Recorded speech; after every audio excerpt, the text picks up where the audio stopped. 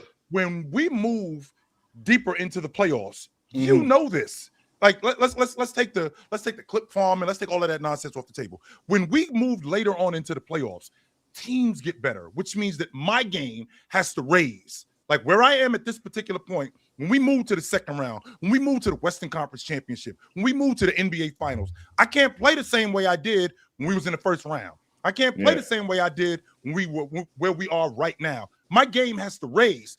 I'm asking Luka, who's coming off a grade 2 injury, to get into the second round and continue to be what Luka was a month ago when I haven't played basketball at this level, the second round of the playoffs, in a month. In fact, I haven't played at this level in over a year.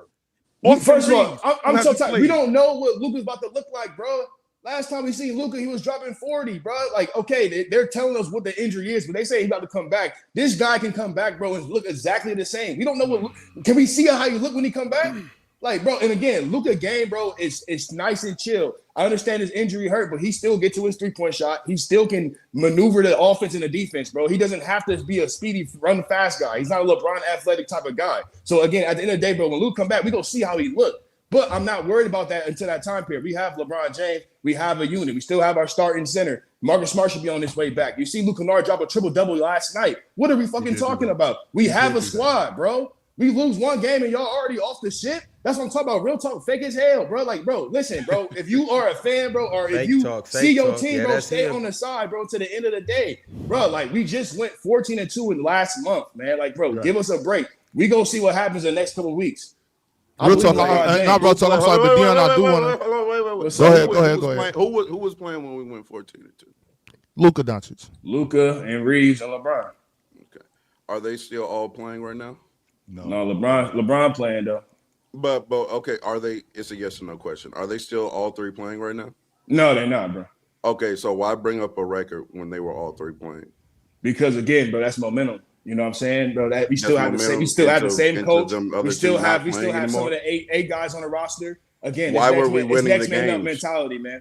Were we winning the games because of Luka, AR, and Bron, or Bron? The whole squad, the whole unit, man. During that stretch, man, one of the best offensive units, one of the best defensive units. I understand they're out right now. What did Luka average in March? Luka was on an MVP tear. Yes, we are missing our best player. We understand that, bro. But again, it's the next man up mentality. So why would I use LeBron. a record when I seen Magic for the last 23 23 years with LeBron. I seen series LeBron won that he should have never even been a part of. He's 41 I seen it. I don't give a damn. He got a month and a half off the beginning of the season, bro. You tell LeBron he's 41, bro. You tell LeBron he's 41, bro. He's still playing. He's still playing well though at 41.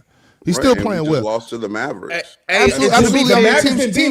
Teams lose, but it is absolutely next man up. It is absolutely next man up. But the one thing, Dion, that you said, Dion, is that we can't. And this is what I was trying to get to with you, Swiper. Also, it's like we can't compare one person's injury to another person's injury. You know what I'm saying? We don't know how everybody's going to respond to it, and we don't know exactly how bad it is. And that's the only reason I'm like, well, let's wait and see if they can get through Houston or whoever they play, and if we find out where Austin Reeves' injury is. Then that's all I'm saying. Like, give it some time. Let's not just write them off just yet. Let's see who comes out healthy in round one, and let's go from there. That's my only thing. That's my only ask. Let's see what happens with Luka in Europe. Let's see what they can do with that hammy. Maybe it's not as bad as they say it is. That's all. Just give it a little time. Let's not write them off just yet. This is a playoff team. They will be there regardless, right? But Ox and the panel. To Dion's point, the Lakers team as currently constructed, if they play the Rockets or the Timberwolves, I know the second one a lot of y'all might not feel this, but LeBron has an opportunity to be the best player on the floor for that series, whether they play the Rockets or the Timberwolves. LeBron has an opportunity over a 6-7 game series to be the best player in the series. Is that going to get it done, Ron? If he's the best player on the floor, if LeBron outplays Ant, yes, it's good enough to get it done. When LeBron outplays KD, yes, it's good enough to get it done. Second round, Dion, I'm kind of on your own with that one. I just want to put it on your mind, Swiper, because this whole, Dallas has been winning games. Before yesterday, they've lost 8 of their last 9 games. Yeah, shout out Cooper Flag. Yeah. All right, fellas. Well, we are going to talk about Cooper Flag, and we're going to talk a lot about Cooper Flag and what he's been doing over these last couple games, what the Rookie of the Year race looks like, because Knippel has been special all season. We're going to talk about Wemby and Jokic next, what they did this past weekend, what that matchup was looking like. They also will be playing each other again in a couple days. We'll talk about that as well. We'll talk about Shea and what the Thunder's doing. But before we, Bron, are you gonna talk about Coach Corey out coaching Don like that? Or nah, we already knew that was gonna happen. Shout out to Gino. Oh, okay. We gonna pretend like Don didn't just Shout get out to bodied? Gino. It's crazy. No, it ain't crazy. He threw a monkey wrench in the whole shit. Yes, he did. My yo. bad. She Go ahead, get Ron. Go ahead, blown Ron. off in the championship though, bro. But go ahead, She Ron. I'm matter, sorry. bro. She get blown off in the championship. I've never in my life seen Don out there looking like she didn't know what to do. I told you and chill before the Final Four, and y'all try to act like Ron don't know. Ron, but I'm saying, Ron, I hate when y'all do that. No, I told What'd I you do? to your face. Hey, chill wasn't even there. We had a conversation. We were at the pizza parlor. Hey, me and Ox were at the pizza parlor. Hall Street Pizza, shout out. That shit Get fire. a nice good slice of pizza. Ox was drinking cream soda. I was drinking water because I'm on my Factor Meals diet. However, I told Ox to his face we are watching the South Carolina game in the Final Four. I told Ox, nobody's going to beat UCLA. You have a team of 6 seniors that have been clawing, fighting, and scrapping for 4 years to get this championship. That 3 of them were McDonald's All-Americans in high school that came in together as freshmen at UCLA. It's like their chemistry is second to none. How many of them getting drafted? Hey man, get drafted all of them. They have 4 lottery picks. 4 lottery picks. Hey, shout out to Gabby though. Lil Hawkins was balling. But look, well, all I'm saying is this though. Don, why are you trying to front Lauren Betts? There's no help side. She's 6'7". You could just throw it right over the top. I'm sorry. You're fronting Lauren Betts. You're right. It was nothing she could do. Them girls was just outmatched. It was nothing they could do. Hey, they clearly wanted that. But go ahead, Ron. My bad. I ain't mean to derail. Well, as of right now, you guys already know what time it is. We are rocking with Splash Sports on the panel. Yesterday, today, and tomorrow, all day, every day. This is where we make a killing in DFS fantasy sports because this is the best one out there for multiple reasons. One, and probably the easiest reason, is because when you guys use code CHOICE and play $5, you will instantly get $50 deposited into your account. It's as easy as ABC123. Where else can you go and type in the word choice and instantly get $50 deposited into your account?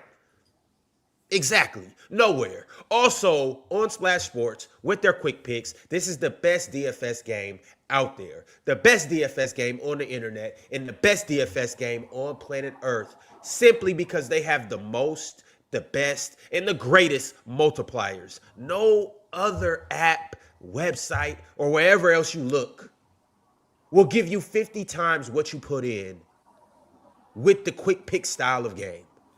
Except for Splash Sports. And that's why we play Splash Sports, because we want more.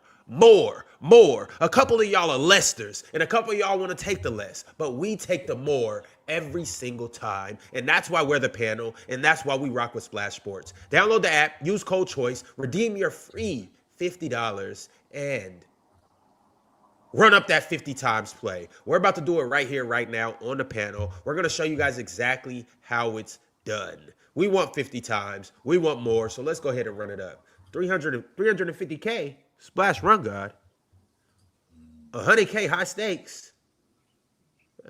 Okay. We'll get to that later though, Big Ox. Let's get into these quick picks. Do we have Joel Embiid tonight? We do have Joel Embiid tonight. And they play against San Antonio. Mm-hmm. He had like 50. He had like 60 on Wemby the last time, huh? Oh, Wemby getting his get back. You know that. When Wemby gonna lock one of these elite centers up? We're going to get to that. Hold on, Real true. Talk. Real Talk, I promise you we are going to get to that. So hang on for a second. But Mr. Big Ox, can I have a large cup of Joel Embiid, please? For that 27.5. Can I have a large cup of that, please? Thank you very much. Wemby game time decision. Absolutely. Yeah, He playing. He trying to get that MVP. You know he playing. Well, better play. I don't know if he's gonna play. So Big Ox, can I get a large cup of Stephon Castle? More points. Actually, no. What's his points and rebounds or points and assists? 26.5 is his points and assists. 23.5 is his points and rebounds.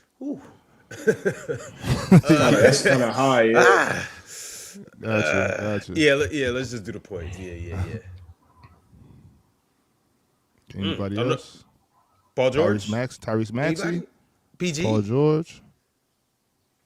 PG 17 been and a half, clearing PG? like by halftime. Paul George been clearing by been halftime. going Literally. crazy.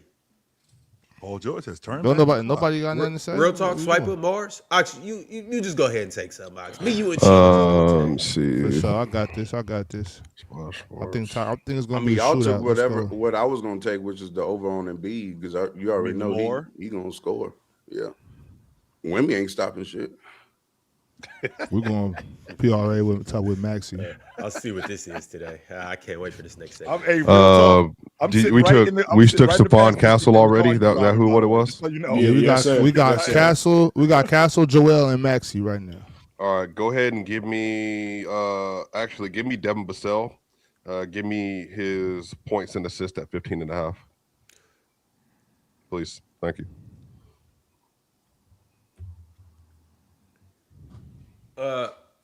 Scroll up a little bit, Big Ox. Just a little bit. Just right there. Right there. Nobody wants to take De'Aaron Fox's 15 and a half. Man, Sure. look, It's De'Aaron Foxman, Fox. It's just 15 and a half. Nobody wants to take it. Sure, we He's took on it. the- because on he the be ban deferring list, too man. much. Yeah, he he on the be ban list. deferring too much. 15 and okay. 15 and a half points is easy, Ron. Like, I don't know why it's you act easy. like- why you act like he won't Man, get do that? not put him on That's the- the point I'm making. So why you act like he won't get that? That's the I don't know, man. It beats me. But anyways, this is what we rocking with today on Splash Sports. We made some fire picks. I know you guys like the picks, so take the picks, use the picks, make the money from the picks, and also use code CHOICE to redeem your $50. However, if you don't like the picks, you have carte blanche to do whatever you would like to do. So you go ahead and make your picks, take the more or less on whatever players you want to.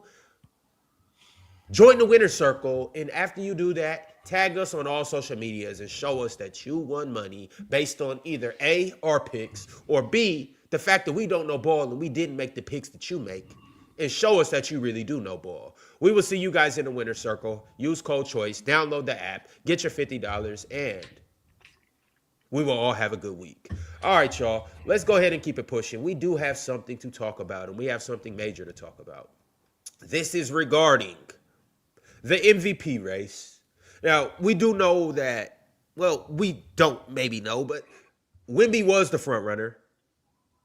Shea may now be the front runner. I don't know. I don't know exactly what it's looking like. All I know is Wemby. When was Wemby the front runner?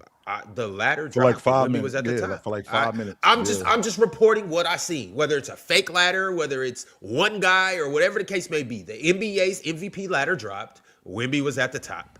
Shea was number 2. Jokic was number 3. I'm saying that to say Jokic and Wemby went toe-to-toe, head-to-head, body-to-body.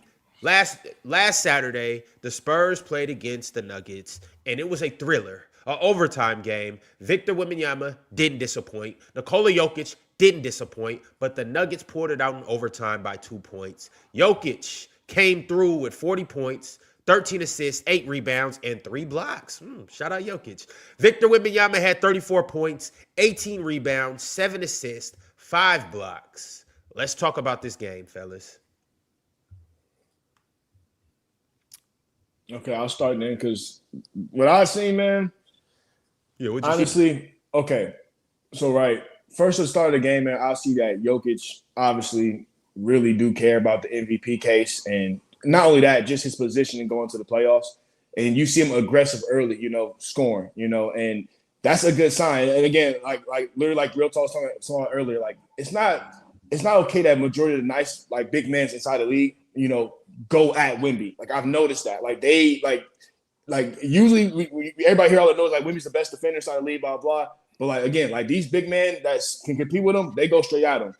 So to have both of those guys score 10 points in the first quarter to start the game off, it really got the juices going for both sides. And I think Cam Johnson, had an amazing game this game. Hitting really clutch shots down the stretch.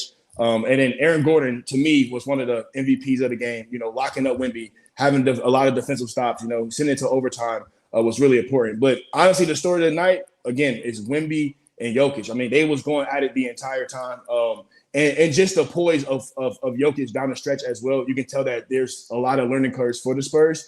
they show they age down the stretch. You know, will Fox turn the ball over? Especially at a time that you shouldn't be turning the ball over, missing. Well, he airballed 2 threes. Not getting to the alley-oop possession as well. You know, throwing an alley-oop where you should just do a 2v1 fast break. If you have Jokic on the fast break, jump in the air, do a Ray John Rondo, throw behind your back to the guy. Don't throw an alley-oop, especially right now because Jokic is actually playing decent at the rim. You can't really be lackadaisical with that when he goes to the rim. But again, man, playing defense at the rim. I love it. Yeah. I mean, love it. I see like some type of weird little stat. Jokic is actually playing defense at the rim. He's actually playing defense this year. Real talk. Since we on the subject of defense, I vividly remember because I'm a little bit older, but I vividly remember a couple of years ago I watched Joker in the playoffs and he kicked Rudy's ass. Rudy can't play defense. Rudy is whack as hell. A couple of series after that, we got the best defensive player in the league in Anthony Davis. He's hitting turnarounds on him. Anthony Davis sucks on defense. He's whack as hell. Now Saturday, I see him doing the same thing to Wemby. I'm sorry. Is my microphone? It's crickets. Isn't it funny? I just want to make sure that don't do this. No, bullshit, Rod. Be quiet and be in your host position. Thank you. Please. Because this part, so I was trying to take the high road and Jokic cooks everybody. Fine. That's not the point nor the problem. This is the problem, Chill. I'm listening. Because this is about the environment in which we talk about different players and how people be switching up and don't keep the same energy. Because something I have noticed is that when Wemby has a bad game, right, or when Wemby gets cooked, mum's the word. Nobody's saying anything. If Rudy Gobert got cooked, how Wemby got cooked yesterday, we would have started the show. Are you being serious right now? We would have started the show. Dead serious. You would have started. So when you're done, when you're done, I have Rudy amazing Gobert. pushback for this. When you're done, you in particular, right? You would have started the show cooking Rudy Gobert. I've never started a show talking about Rudy Gobert. I've never That started a show in the 800 episodes of the panel. I've never started a show talking about Rudy Gobert. I want you to keep that I have never started a show and talked about Rudy Gobert in the first 20 seconds. 2 minutes. I bet you if he was So why didn't I last year when he got cooked by Luka? Why didn't I talk about? Oh, you real hell talk. yes, you was. Time out. Chill. Chilling. No, I'm not calling you chill. I'm telling him to chill. And the reason why I'm telling him to chill is because, yes, Jokic got buckets. But let's not act like Wemby wasn't guarding him. Let's not act like Wemby didn't block his shot. Let's not chill. I'm not talking about Anthony Davis and Rudy Gobert. We're talking about Victor Wembanyama playing against Jokic. The best defensive player in the game. Let's not act like who Anthony Davis was at the time. Yes. Who Rudy Gobert was. Okay. I'm not talking about them. I'm talking about Victor Wembanyama. And that's real point. I know. Can I make my point? I know you guys are saying that he got cooked. And yes, Jokic got some fire buckets. Yes, Jokic was doing Jokic. But let's not act like Wemby ain't slap his shit a couple different times in his face. Let's not act like Wemby didn't do a great job guarding him. Let's not act like Wemby wasn't contesting him. And then also, but you know what's the difference between Rudy Gobert and why that's dumb that you're bringing up Rudy Gobert? Because Rudy Gobert doesn't turn around and give Jokic 34 and 18 and 7 assists. 34, 18 and 7 assists. It doesn't matter. That doesn't matter when we're talking about defense. Why doesn't it matter? Because I'm going to tell you, when we are talking about defense, yes, which is what Rudy Gobert does, you don't come in here and say, oh, he's an egregious offensive player, right? You don't come in here and say that. When he gets cooked, you say, oh, he's a fake defender. He can't defend for real. That defense is fake. So did Wemby do a bad job against Jokic? No. No. Okay then. What are we talking about? But when you look at the number, when you look at the numbers, Rudy Gobert doesn't get cooked like that. Yes, as bad he does. as you make it out the scene. He doesn't. Yes, he has. I've Yes, never last 3 years, talked about yeah, like you keep bringing me up with Rudy Gobert. I've never talked about Jokic frying Rudy. I have never came up here and been like, oh, you never said his defense was fake because he got I never pointed. No, I never explicitly pointed out, oh, Jokic fries Rudy, so Rudy's a bad defender. As a matter of fact, when I talk about cooks him as well. No, I've never brought that up. I don't know where you've been. When I talk about Rudy's defense, I Ron, talk you about him literally on went on the. a I talk about his tangent drop a month ago. defense. Stop I the talk bullshit, about Ron. his drop You said- defense. I okay, don't talk even about though big even though he's Mars. one of the- Mars, keep please. going, Ron. Mars, Keep going, Ron. please. Can Keep you going. can No, you no, no. can You you attest? literally No. went on a Oh, now that I want to tangent. bring Mars into it, now it's no.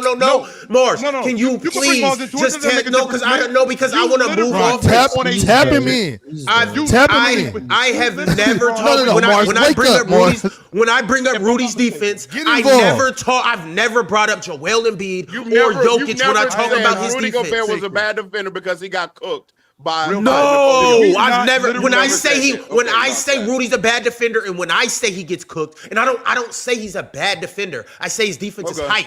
And when I bring that up, I'm talking about guards frying him. I've never brought up, Jokic just cooks Wemby, or Jokic just cooks Rudy, so he's a bad defender, And or Joel, or he can't guard Joel. Nobody can guard Joel. If I can come to the Jokic. defense a little bit of Wemby, because it's not even defense. I understand real talk. He's talking about the narrative around the players.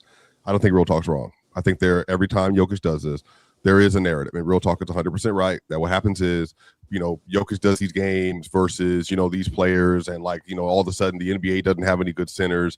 And that happens every single time Jokic runs into one of these dudes.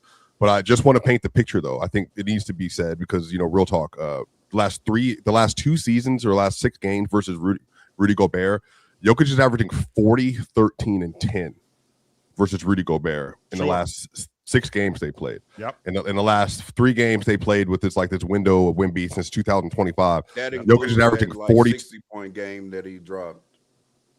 Yeah, that's a big deal. Yeah, I know.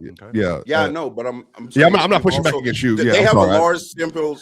Yeah, that wasn't trying to saw be. him do well. So in the against Rudy- playoffs. against Rudy Gobert, No, wait, stop. I just wanna Jokic, show and follow. I said this on my show, Jokic had this exact same stat line he had versus Wemby, the 40, 13, 0, 13 assists, 8 rebounds, no turnovers.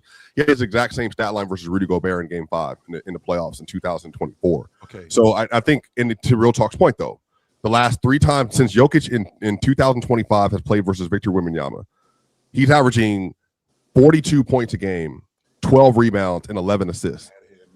But Anthony Davis, he's averaging a 30-point triple-double against as well. I just think at this point it's like Jokic is doing this to everyone, except for one person who he doesn't play the same when they play. And Mars knows this versus Embiid.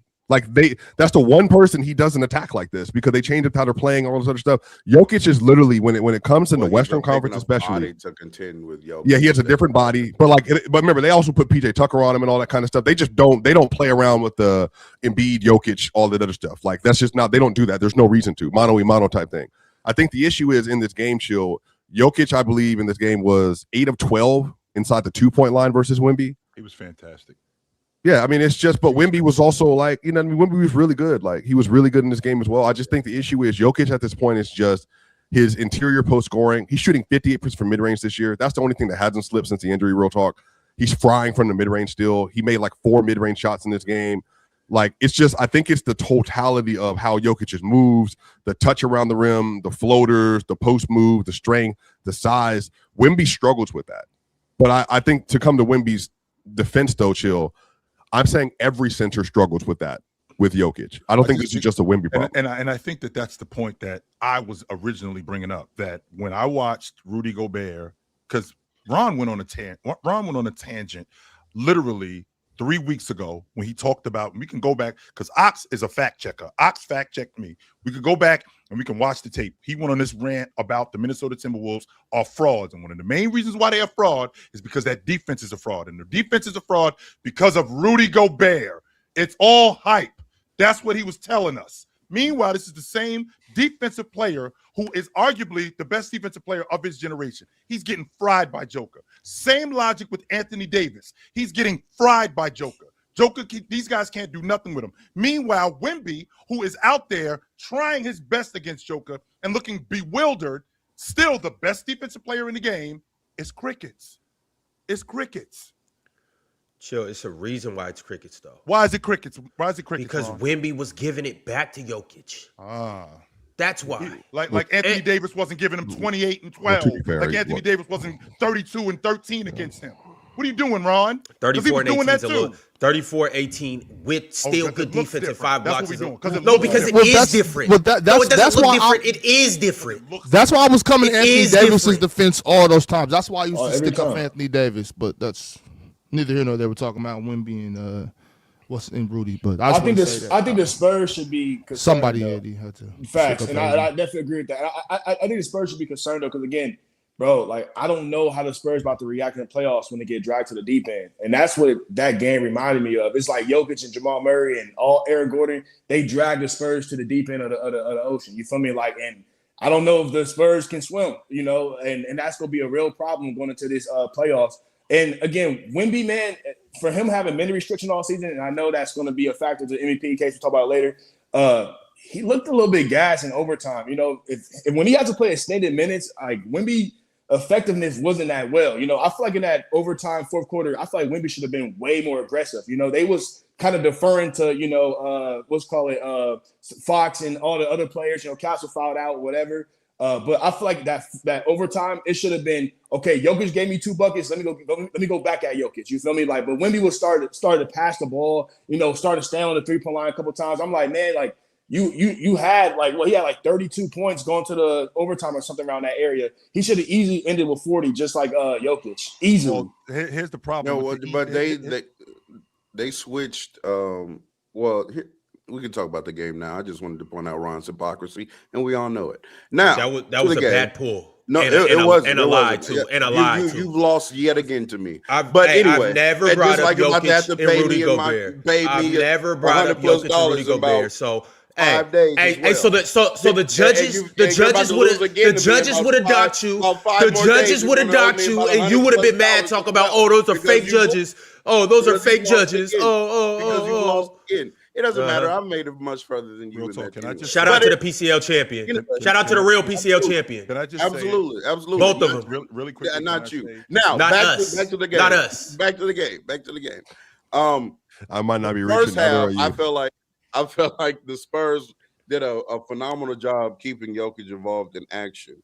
I think they went away from that in the second half of the game, in my opinion. They were moving Jokic around, trying to see which matchup would be best. They kind of started him on Castle, but I even tweeted before the game, like, I don't know how long you can do that, because yes, he's the non-shooter of the group, but they also have him handling the ball a lot, running a lot of pick and roll. So I wanted to see how that would work out. I think they kind of found their answer in the second half, playing him on Champagny more often, because I know they also moved him from Castle to Vassell. Then they moved him off Vassell to not Stephon Castle, to Champagny. He closed on Castle. He was on Champagny most of the second half, and will close on Castle. Yeah. So also, if I'm the Spurs, I'm not pressed. I think there are some options that you didn't go to. We saw no double big look in this game. Even when something Mars pointed out this weekend that I didn't even really catch, he was like, they're roaming off of Christian Brown, but it's not Wemby that's roaming, because he's still taking the primary matchup of Jokic. So if you are going to roam off Christian Brown, why wouldn't it be Wemby so he can protect the basket? So they didn't even do that. They just went straight 1-on-1, no double big. And then Fox, down the stretch of that game, their closer wasn't good, but also their process wasn't good. ISO and Wemby repeatedly against Aaron Gordon was not working, but they continued to do it. I don't know why.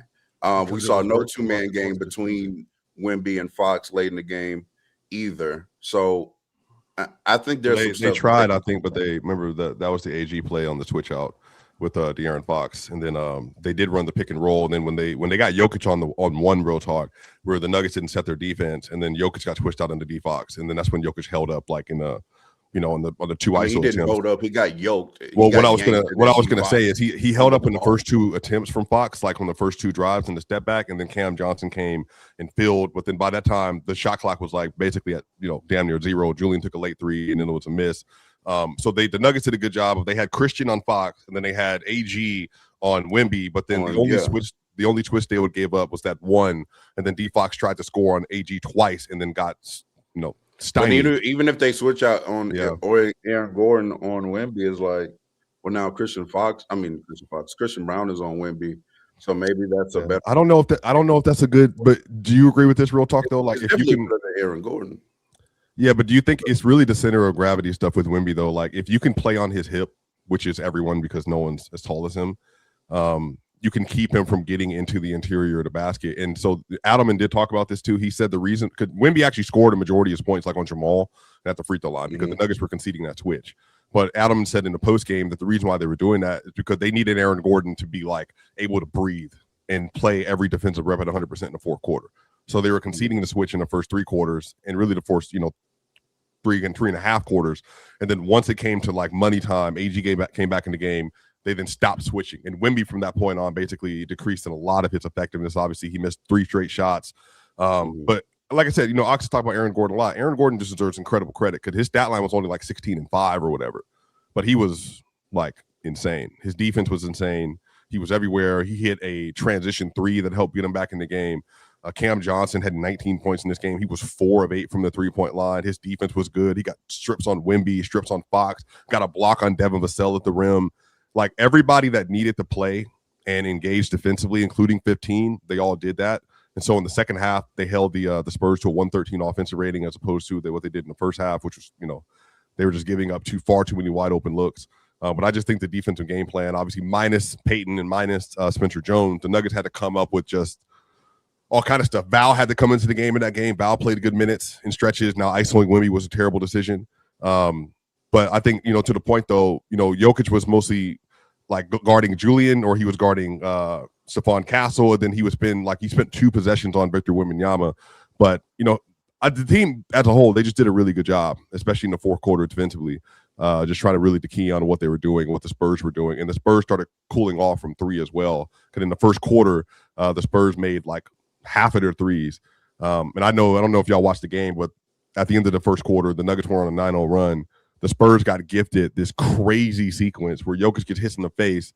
They get a take foul, and then Aaron Gordon and Adelman got technicals, and it led to a 5-point swing the other way. Wasn't it a 7-point swing? Well, yeah, it was a 7-point swing, but they got 5 direct points off of the Jokic foul and then the technicals and the take foul, which ended up obviously, being something that he got to stop flopping, man. Stop flopping around. The officiating in the first half of that game was god awful, by the way, on both sides. Yeah. I kept feeling like the refs would miss a call and then call a terrible call to make up for the missed call, and they kept doing that. Like or because they called like a ticky-tack foul, they wouldn't call another obvious foul. So like Stephon Castle's first foul in that game is absolutely ludicrous. Just not a foul whatsoever. But then he actually fouls Jamal Murray again on like a drive or something like that. But then they don't call it because I feel like they're like, oh, we don't want to give him this foul because we just BS with another foul. And I felt like that was like that the whole second half. First half. I don't like how they wrote that game. Yeah, I think it was a great game. Everybody knows how I feel about Wemby and Castle and Vassell. They all showed up and they played really well in this game in spots. I thought Wemby did a great job taking advantage of size. He didn't do well when he played versus people like, versus Jokic and versus AG because I think the size difference mattered there a lot.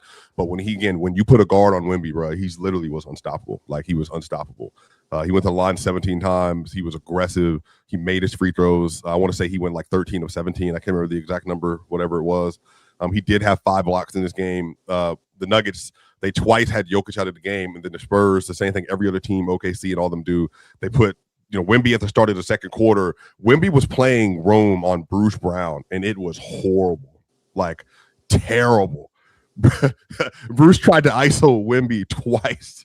Yeah, I don't know why he was because it was a late shot clock. Like, you know what I mean? Like Wemby was everywhere. It was so frustrating in those stretches. But like I said, man, I think the NBA is in great hands with Wemby, man. I just think he's going to be he might not be all the way what he needs to be right now. He definitely is missing some things, and he doesn't have the offensive punch, I think, at the end of the games to be able to take over and all that stuff. But for him to be this good in year 3 is just it's incredible. And obviously he was just an absolute force in this game. So yeah, the Spurs played well. Dylan Harper had some really good minutes in this game. I thought he played well as well. Keldon Johnson didn't hit a bunch of threes like we're used to him doing, and he was great. He was Yo, great.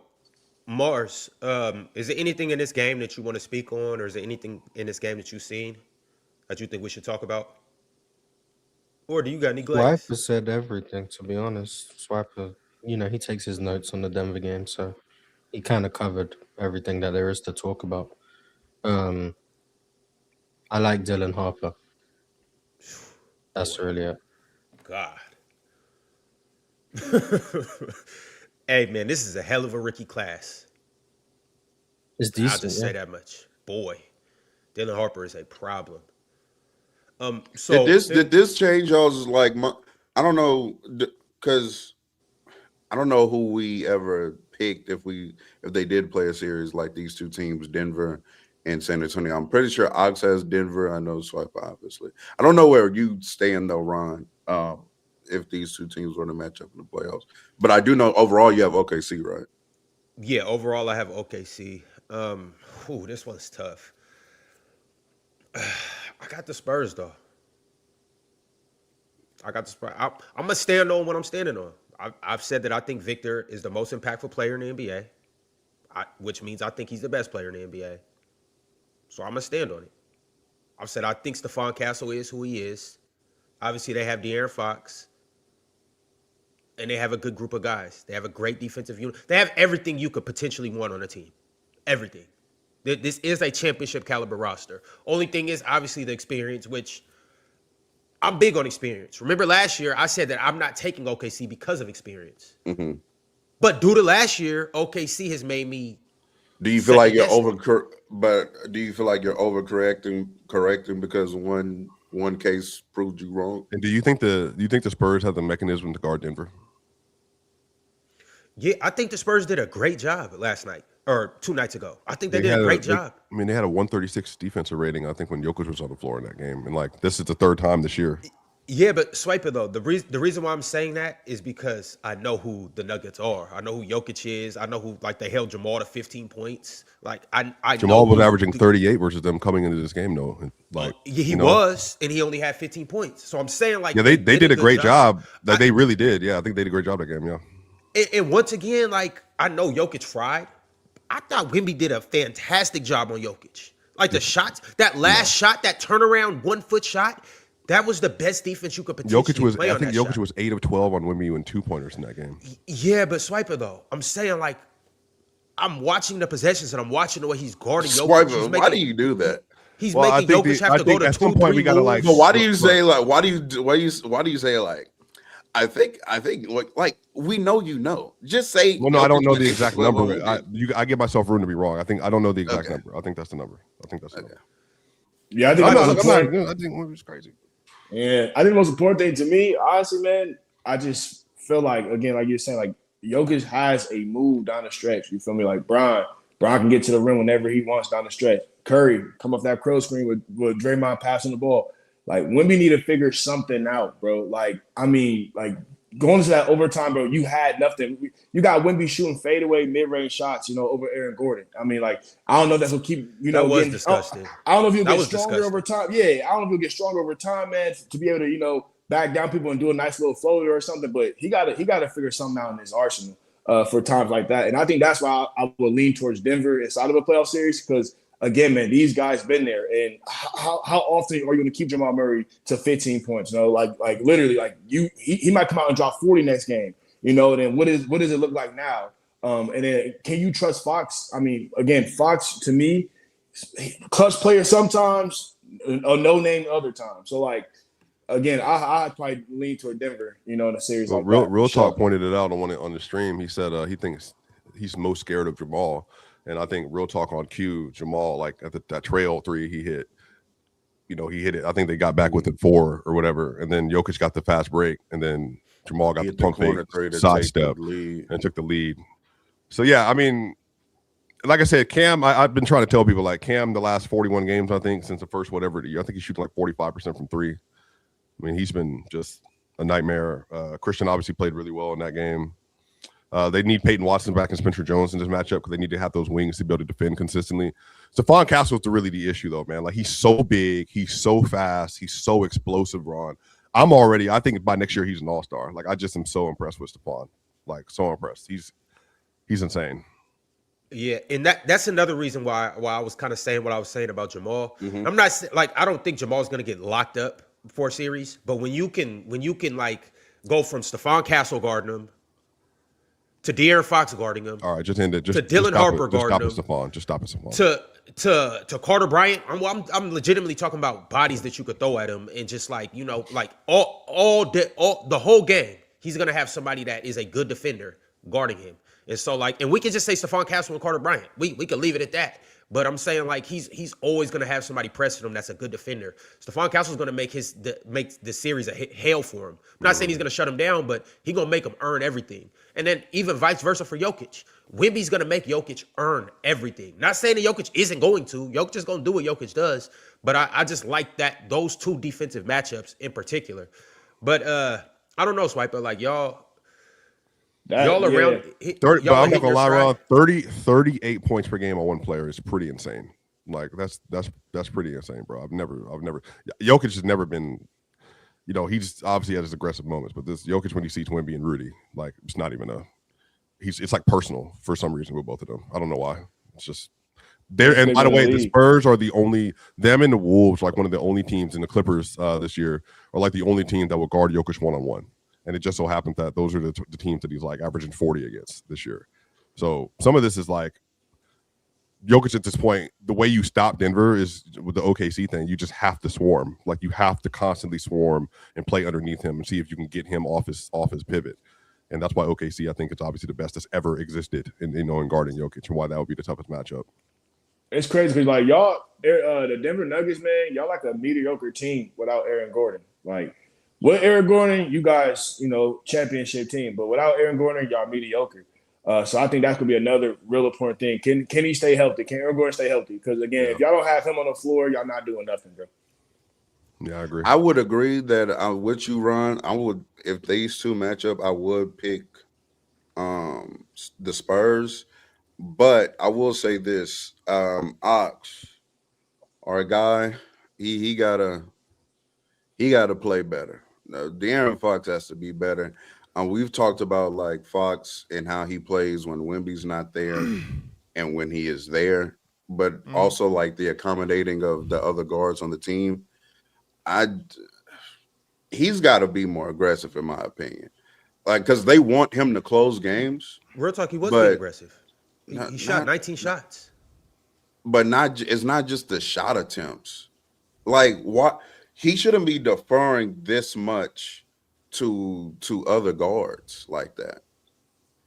In my opinion, if they want to be successful in the playoffs and reach the heights that they want to reach, they need an aggressive De'Aaron Fox. And aggressive, not just scoring. I'm saying aggressive in trying to get to the rim, aggressive in collapsing defenses. Like, he needs to play more Sacramento-like than the real talk. Can I try to swing you the other way though, bro? Like, can I make a real attempt to swing you the other way? Love is love, Mars. I think it should be Castle. I think Castle since January 1st is shooting 40% from 3. I think Castle is the best. And you tell me if I'm tripping. I think Castle has turned into maybe the best driver on the team. I think he's the most explosive driver in the team. I think he converts speed to power better than almost any guard in the league. And I think Castle is so tall, real talk, and he's so strong, and he's so fast that if you have a guard on him that is anywhere near less than as big as him, he basically is almost like literally unstoppable to get to the rim. And because the Spurs play with so much spacing around Castle, they don't take a lot of threes, but they have so many shooters. The court is wide open. If Castle has like real talk, if Castle has a one-on-one, he literally does the same thing. People complain about the timeline. Real talk, he'll do the hard dribble, and then it's the immediate sweep through to draw the foul. But he's so strong and he's so big that by the time he gets to the rim, he's still able to finish and convert, or he's getting to the free throw line. Castle for me is like the answer for a lot of their stuff. I just don't know he's going to be ready. That's his only. The more I watch Castle, the more I'm like, yes, does he have those athletic advantages or physical tools advantages?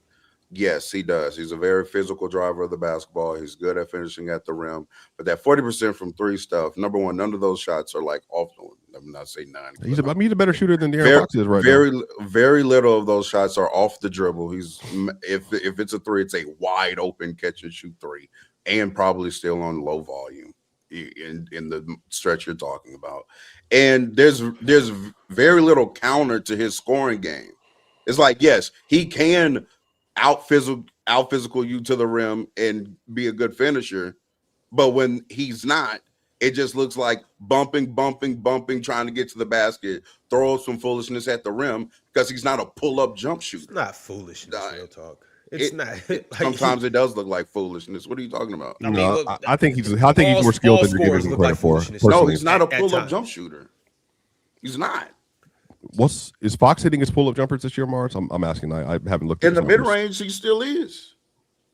None of the Spurs guards are hitting pull-up threes at any sort of clip. Or pull-up mid-range shots. No, I agree with you. De'Aaron's their best mid-range shooter of the three. Yeah, if they beat Denver, they would have to see OKC in the first round. Right now, the Spurs would have to see the Suns right now. If they or the Clippers, Suns or Clippers, so I think that'd be an interesting matchup. But like I said, I think they actually have enough guards to do it though. They have Castle, Harper with Fox, and Vassell. Am I missing someone? And Julian. They have plenty of guards to do what they want to do. And some of this is just going to be like late game execution.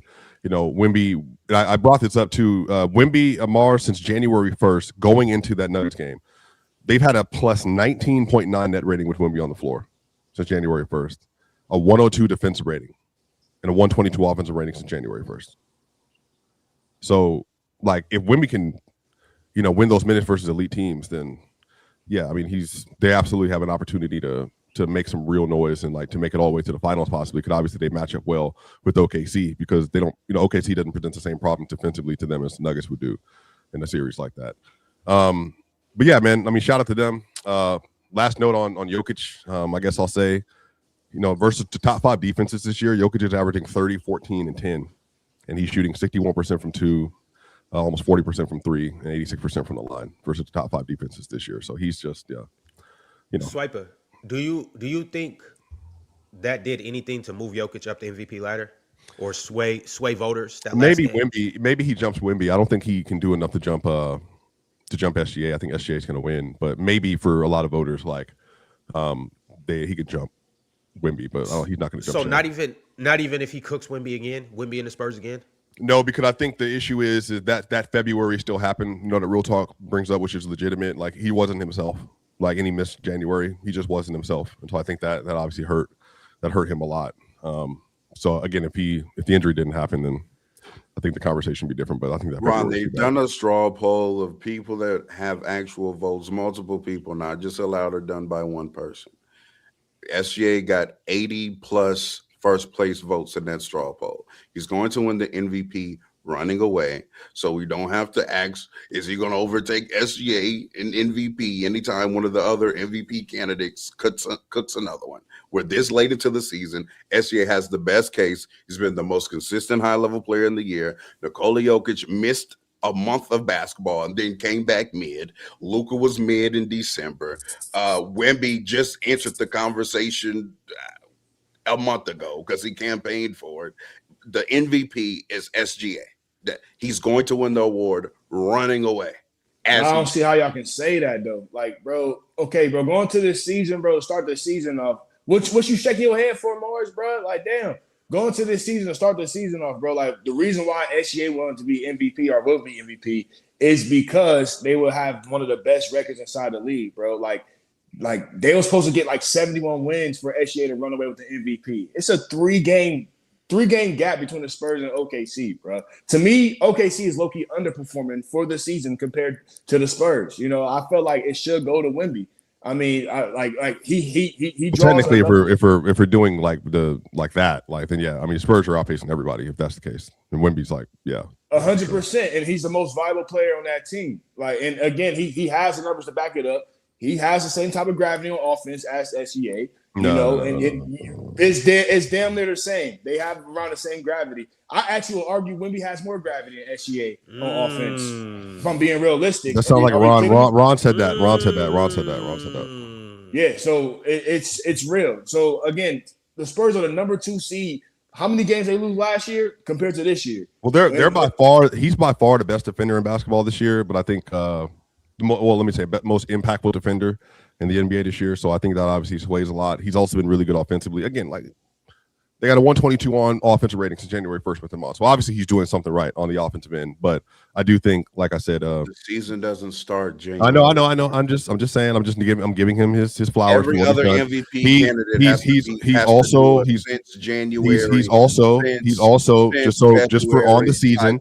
He has the highest on court net rating on the NBA this season. He is like a plus 17 this year, which is obviously that matters. No, he does. Huh. He's the most impactful player per minute in the NBA this year. That does matter.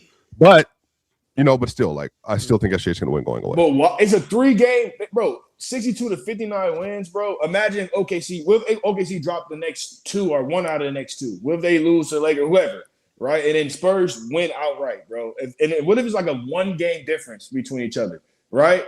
At that point, bro, not only is the NBA for a storyline going to want to give it to Wemby, Wemby deserves it, man. Like, bro, OKC I think Wemby's a good vote if you want. Yeah, that's a good vote if you want. OKC's a way more loaded team than the Spurs, too, on top of that, bro. Like, bro, OKC was winning while SGA. I know the Spurs winning while Wemby as well, but still, I feel like Wemby, bro, has done enough to be the MVP. It'd be great for the NBA to give it to Wemby. Like the storyline's there. Why not?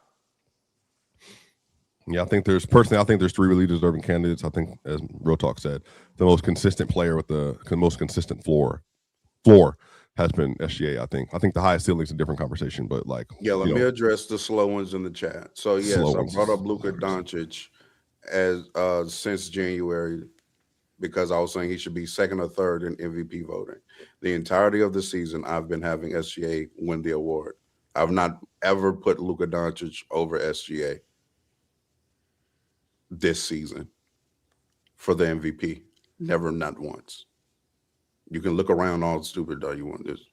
No, I mean I think you had Jokic for December for a little bit, but yeah, I think that's the only time you switched. Yeah, I got SGA. Like if I had the vote and we're gonna do this, we're all gonna put our votes in. SGA's efficiency is something that we're not highlighting enough. The pace that he's shooting at as a guard, we've never seen this before.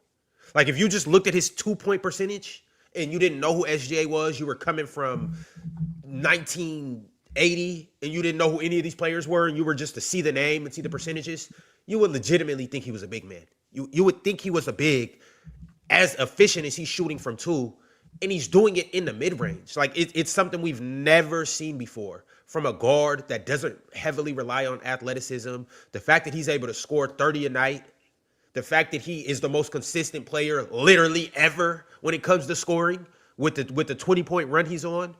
Like, and Dion, yes, you highlighted the Spurs are only 3 games behind them, but OKC still has the best record in the league for the second straight season, number 1 in the West for the 3rd straight season. It's just like, and on top of that, I have to give Shea his credit because he's been playing undermanned. Chet's missed time, J-Dub's missed time, Caruso's missed time, AJ Mitchell's missed time, the whole team, iHeart's missed time, the whole crew's been in and out. Yes, and SGA did miss some time too, but without a fully loaded clip, he's been able to show up and knock teams off every single night and do what he does every single night. So like I got SGA. I think the undertone of the MVP conversation is the real conversation that people have this season. Number 1, SGA is the MVP. That doesn't mean he's a better player than some of these other players, though. And I think for a lot of people, MVP means best player. But I don't think those two things coincide.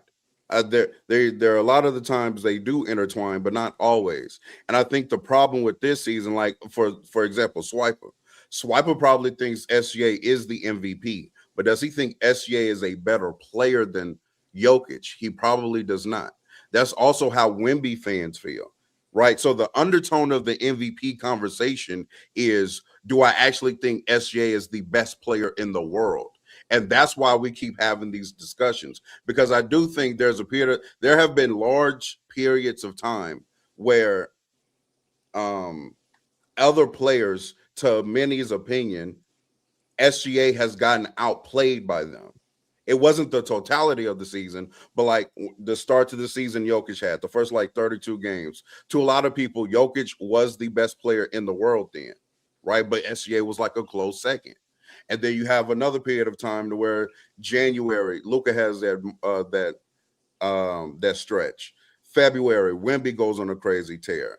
And then obviously March, Luka again. And so I think the underlying question in the MVP race is, do I actually think SGA is the clear-cut best player in the world? And I think people are conflating those two conversations. So just because we all have SGA as the MVP doesn't necessarily mean that everybody up here also simultaneously thinks he's the best player in the world. It is a good group of people that do, though. And on top of that, it's not crazy. If anybody says SGA is the best player in the world, it's not crazy. It literally should not be argued. Like, unless it's a PCL debate and you take SGA and I gotta take somebody else. It can be argued. I'm saying that I don't think it should be. Simply because if somebody true in their heart of hearts says that SGA is the best player in the league, Swiper, you can see the avenue when somebody says that they believe SGA is the best player. Yeah, I know exactly what they're going to talk about, and I think that argument works. And so, like, if I'm making a Wemby debate, you probably know what I'm going to talk about. Mm-hmm. If Swiper's making a Jokic debate, I know what he's going to talk about, and I can see clearly why he would think that Jokic is the best player in the world and why in Jokic's case. That's the only thing I'm saying. Like, it shouldn't be pushback if somebody says, I got SGA as the best player in the world.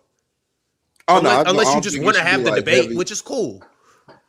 But what I'm saying is, like, I don't think, because you were like, you kind of think it's inarguable. I do think there's an argument for Jokic still. I do think if you're a Wemby fan that you can there's an argument to formulate. Like, I don't have that BITW title kind of I have it as SGA because I think he's earned it. He deserves it right now. But I do think it's kind of up for grabs. And again, that's why I think we keep having the MVP conversation, because I actually think it's, who do you think is the best player in the league conversation? Man, I feel like, again, just like last year, SGA superpower, the reason why he won over Jokic because he had the team record. Like, and it was nobody close. They had like a 7-game gap. How many games were they ahead? Last year it was 18. It was 68 to 50 wins. Damn. So they had a huge. It was a huge gap between, you feel me, the winning percentage. So that's why everybody like, okay, cool, consistency go to SGA. But again, this year, bro, like, I feel like the Spurs winning 65 games is more impressive than freaking a Thunder winning 68. They can't win 65. They can win 63 possibly, but that's still. That's what I'm saying. Like, I'm just saying, like, hey, how much can OKC win? What's the possibility of that? What, I don't even know how they sorted 62 right now, so they could win 66. 66. Okay, so I feel like the Spurs 63 wins is more impactful than the OKC 66 wins. And that's because of Wemby. Again, we already seen OKC. I mean, none of us have been winning 60 plus games this year, so none of us had us winning 50. That's what I'm saying. Like, winning 50? No, 50 was like, absurd. But 50 could have made you like in this conference like the 7th or something or 6th. But like, yes, the 59 games through game 78. That's a lot of wins, dog. That's a lot of wins. That's what I'm saying. Like, and that came out of nowhere compared to last year when they wasn't really even teeing up like that. And then you look at the numbers. Wemby still can give you 25. I mean, his assist not as bad, like, so he's still doing it on the offensive end as well. I don't know, man. I got Wemby, man. And again, younger guy, younger cat, bro. For the league, this is the guy that's trying to push up to be the MVP. You know what I'm saying? Like, this is good for the league to give it to Wemby. This will bring a lot of impact. SGA win the MVP, cool. We'd be like, okay, that's back-to-back MVPs. But if Wemby win the MVP, that's gonna flip the NBA on his head, because it's like that's the next upcoming star, And I feel like he did enough to get the MVP. Why not? Yo, Dion, I also want to ask you, because Real Talk just outlined we're having an MVP conversation, and the undertone to it is the best in the world conversation. For the most part, I know everybody up here is best player in the world. But who do you think is the best player in the NBA right now? Man, that's tough, man. That is tough. Man. If Luka wasn't hurt, I'll go with Luka. But he's injured. But if he come back, I'll still pick Luka as the best player in the world. But honestly, right now, if I had to go with anybody, I'd probably say Jokic. Just because, again, man, like, what I look at is how you impact like each possession type of base, and I just think Jokic impact is just it's kind of 0 to none when it comes to like the offensive end, and like also again like I said at the rim as well. He just can do everything. I mean, there's not really that many people walking around that can give you 3 triple doubles, 4 triple doubles in a row. So I'll still give him the best player in the world title at the moment. But if Luka, the way Luka was playing before he got injured, I would have gave Luka to it. Like you asked me last week, I would have said Luka for sure. All right, fellas. This is all just yap until somebody gets into the league and takes over, and we all know who that is. On 3. Well, fellas. At this time, we're going to go ahead and transition over. We're going to do our crunch time chats. A lot of you guys have sent through super chats. I appreciate each and every one of you. Whether you sent through a super chat or not, especially if you're a member and you're typing in the chat right now, salute to all the chatters. Salute to all the yappers. Salute to everybody that is subscribed to Player's Choice. If you haven't hit that sub button, go ahead and sub up right now. Also, make sure you like the video while you're subscribing as well. But let's go ahead and start with the super chat. The highest super chat we got is $100 super chat. And the Godfather sent it earlier, and that's why I changed the subject. The Godfather sent through $100 and said, man, move on from these trash-ass Lakers. Talk real hoops. Wemby versus Jokic masterclass. Swiper, get all your shit off. Four best games of the year: Jokic, Wemby, SGA, Jokic. With the Denver, Minnesota, Christmas, and then the Rockets, Thunder? Are those the 4 best games of the year? Off the top of your head? I don't know if y'all have games that y'all thought about. No, we're just gonna go ahead and show. Say it one more time. I saw Bam score 83. Bam just scored 83. That's another one. Thank you, Morris. I also saw that Wemby performance, the first game of the season against AD in Dallas. It's probably the best performance still this season, honestly. Also, see what that's the best Kawhi did individual performance I've seen. Oh no, I'm not taking anything over that Christmas game, bro. That Christmas game was crazy, but that was really good Christmas though. Game was lit, but what was Kawhi crazy. what Kawhi did to Detroit was nice. Yeah, that was another one. That 45 point. Was that 45 from Kawhi? 55. Minnesota. Matter of fact, Minnesota got a lot of like great games dropped on them this year. Oh, fake defense, huh? But all right, shout out to the Godfathers. Appreciate that $100. Thanks for sending that through. The next super chat that I got is from Teflon Gunsmoke. Teflon said Jason Tatum's last 5 games, 25.8 points, 11.8 rebounds, 8 assists per game, still a good defender, ... The best American player will be fully back next year. He is now the best American Tatum player. you were asking for? It's Kawhi. Is the Jason Tatum you were asking for, real talk? Yeah, I have the Celtics as the favorite now. You know, welcome, that was the last piece. Welcome, brother. Real talk. See what you are doing, and you get criticized for this, right? You get criticized for doing exactly what you're supposed to do. Supposed in a to do. sport I know. like That's why I basketball. don't let it. You know what I'm saying? In a sport like basketball, you are doing exactly what you're supposed to do. Things change, and they change fast. They change day to day. And I just want to say I appreciate that from you. Even myself, I get caught up in, wanting to stand on my take for a little too long and be like, nah, just give it a little time. But it's like that's how basketball is. It changes not week to week or month to month. It changes damn near quarter to quarter. You know what I'm saying? Like you got to be able to. And on top of that, I think sometimes we take it too personally. It's like, it's okay for me to change my take because I'm not out there. Like I'm not switching up on, you know what I'm saying? I'm not on the court, you know what I'm saying? I'm just watching it. I'm just reporting news. I want to salute you for being able to adjust your take and just report on what you're looking at. I just wanted to say that. Especially if what I had an issue with is fixed. Like part of my holding back on Boston is, hey, I don't think Jason Tatum, well, a lot of it actually, is, hey, I don't think Jason Tatum is going to hit the level he needs to reach for them to advance in the playoffs. But he's showing me that he is getting to that level of player, so why would I keep the same position if he's going to be that good? like what Sacred just said in this chat. I've said this, I think we were talking about this last season. I can't remember exactly who it was. Matter of fact, it might have been the Luka thing. I don't know, but it was stay on that side. Like, but I don't want to be on this side anymore. Like, you know what I'm saying? Like, this isn't. Stay on that side. What I said last Thursday isn't true on this Friday. You know what I'm saying? So why would I stay over there? You know what I mean, it's hot over here. I'm tired. By the boss. way, just for everybody to know, because I'm your friend, the Dune 3 tickets dropped for December 18th on 77 millimeter and IMAX.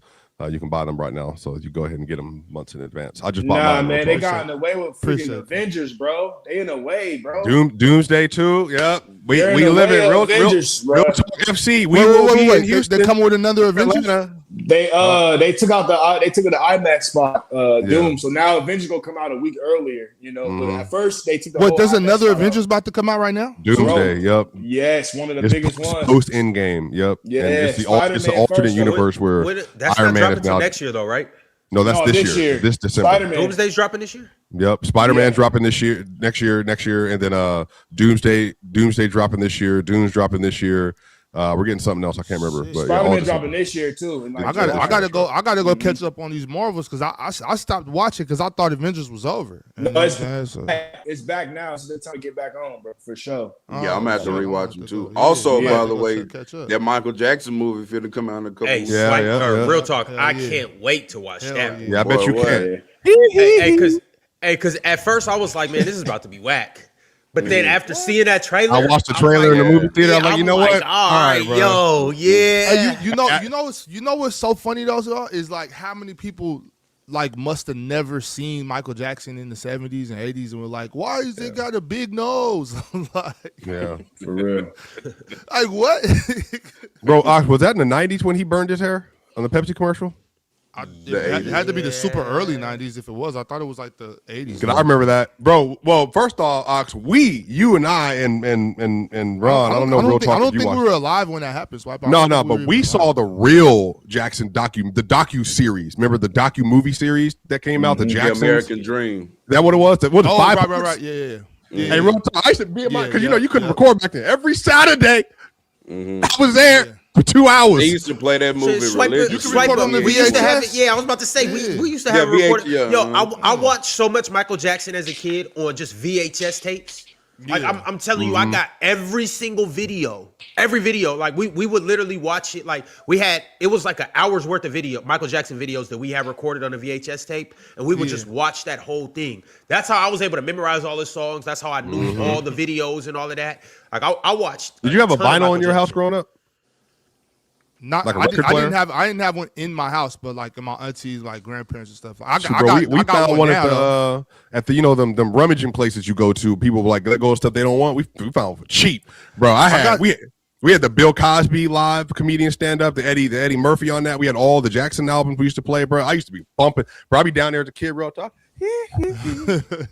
I got a new one, but I don't know if y'all remember. I was having an investigation trying to figure out which one of my kids broke my last one, and they still ain't fessed up to that. Oh my you know what? goodness. You see how you up here smiling? I want to say he was there for that, and I want to say Ron, I know what I'm happened. smiling at this super chat. I'm not smiling Yeah, at the all fact right, that bro, me and your all right. kids I wanna- conspired against They on that. that side. I want to know who broke my shit. yeah. Big guys, hey, 15 years from now, I'll let you know. You know that I gotta wait till the kids get out the house, and then I gotta wait till I don't think I realized this, y'all. Michael Michael Jackson has so much money, y'all. He donated in his life $100 million. He died January 25th, 2009. He had so much money. He donated $100 million in the 80s, 90s, and 2000. Bro, that man was a billionaire. Swiper. He had the Beatles catalog.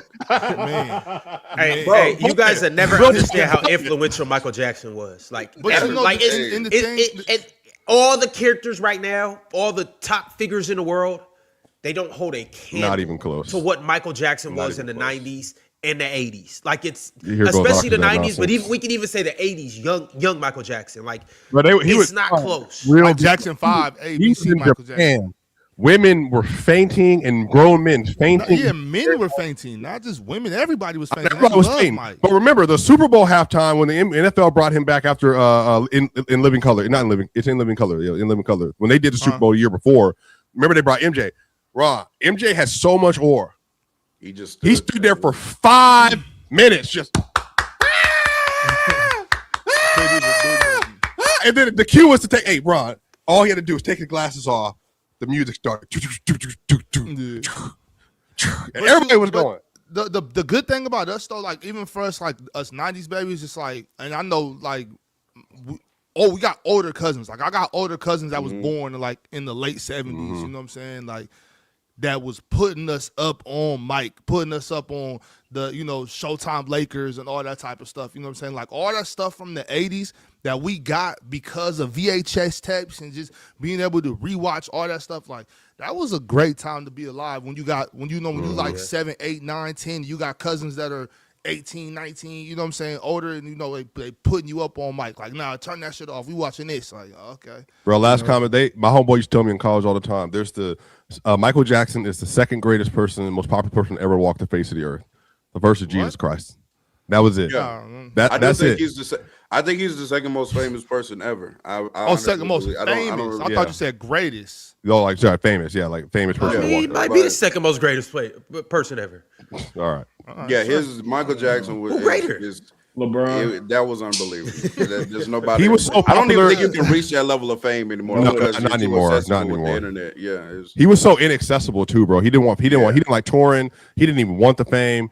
He was just like, again, bro, he was buying monkeys and tigers and carnivals and all kind of stuff, bro. He had dumb money. He had literally, I'll buy your catalog in a mem just because I feel like it money. That's hundreds of millions of dollars. Swipey, you went to Never Ever Land, right? No, I can't go. That's in Ohio, bro. I didn't grow up in Ohio. Shout out to you, though. Dion, you was... Chill, bro. Chill. Actually, Neverland's actually a good place. It is a great place. Look at him. First of all, he's trying to fight you on media. That's what he's doing. You trying to be funny, but you know I'm the not history. trying to be funny. Oh, no, Neverland was fire. I'm talking about Swiper. I don't know. I don't know you though. know the history, Swiper. You know your history, bro. So don't be funny with that, bro. I'm not funny. That was him. I know he didn't do nothing.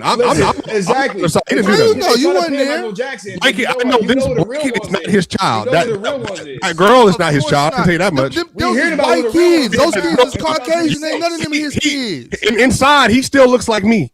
That's what I'm saying. Ain't none of those kids his. Those is none of them. Blanket, Harmony. Y'all talking about none of them. Y'all talking about Neverland. No, I mean I heard Graceland clears, but that's just what I heard. I don't know. Bro, they try to pin Michael Jackson because of the other people that's actually Macaulay Culkin came out and said, I never had issues with Michael, bro. And that was a big thing in the 90s. All right, bro, but look, I don't want to get into that. We wasn't there. I don't know what we don't have to go. Michael Jackson's supposed to be Spider-Man, though. He's supposed to be Spider-Man. That would have been nice. MJ as Spider-Man would have been crazy. Wait, he's supposed to be Spider-Man in the movie? He owned Universal Studios. Yeah. Wait, Dion, you be ticketed in the debate? I wasn't here for that. I wasn't here for that. That happened? You said what? Somebody said in the $50 super chat that Ron won't read until 2 p.m. That you be ticketed in the debate. Man, what, bro? What the fuck? I mean, can we change? Can we change subject? Sit through $50, and can we change subject? Is a Hall of Famer. So can we change subject? I won't wait till 2 p.m. I'll read your super chat right now. Can we change subject? Said shout out to the Demon Dion the Great, one of the greatest guests on PC. Remember when he destroyed Ticket TV? He destroyed you, Ticket TV, in a debate, and Ticket called him Rajon Rondo. Good times. I remember good old that. times. Actually, I remember that was like the first first 2 episodes or something. Yeah, we was arguing about something. I mean, I cook everybody I talk to. It's just a natural. It's a natural thing. You won the first round of this PCL, didn't you? Oh yeah, that guy. Yeah, and Mars, the way y'all set it up, bro. The way y'all set it up, just the first debate, the first one. You got me back though. During that episode, during that one. PCL, the last one. But yeah, y'all be keeping me away from Mars, man. Y'all know I cook him, bro. So that's I already. We got to protect our golden child. Yeah, y'all keep me away from Mars, bro. Yeah, we can't have you dominate Mars' mic. I know. Trust me. I know. I get it, man. I definitely do. That's a smart business, Dion. Yeah. That's how it go. But I'm chilling on it, bro. But yeah, I mean, shout out to everybody. I appreciate that super chat, by the way, too, man. Not everybody got enough motion to get $50 and $100 super chats. I know that. That's a fact. Come on, man. Come on. Ron still ain't got one. He hosts the show every day. Shit, me neither. Hey, matter of fact, Drew Talk, they say Ron $50 to shut up. I remember that.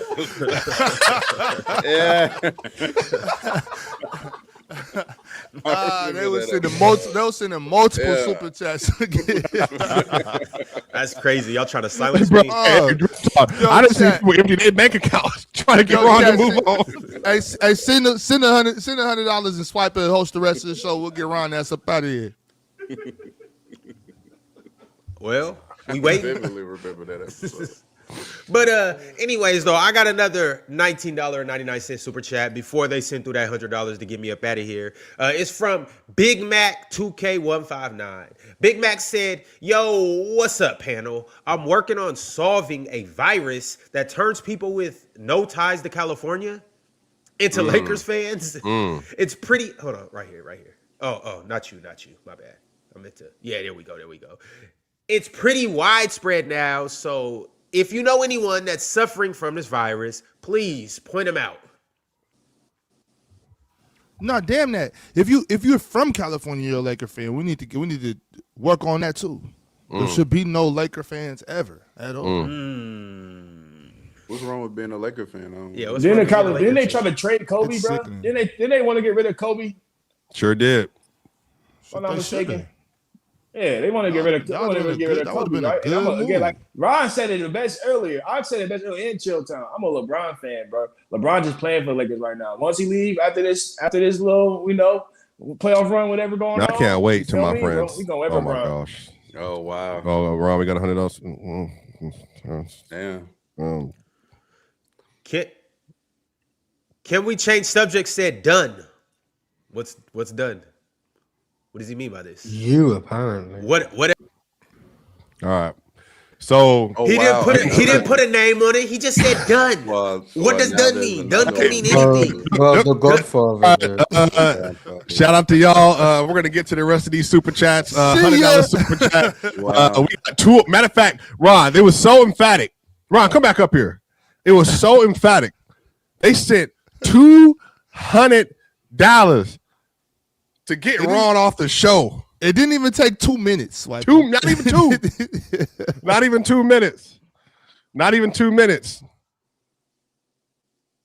About this. Can't even hear you. All right. Goodness gracious. Thank you.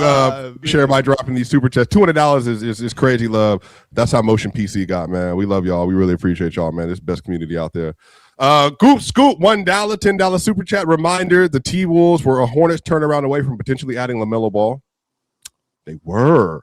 Speaking of which, Mars, how we feeling about his All NBA chances? There's no way 15 players have had a better season, Mars. The eligibility rules are kind of. Is he not eligible right now? No, he's gonna make it. Okay. So it's like it's kind of. I don't want to say it makes him kind of a shoo-in, but for me, it makes it kind of undeniable that he should be All NBA, considering everyone is dropping like flies. So, Who you think the worst All NBA player is going to be this year, Mars?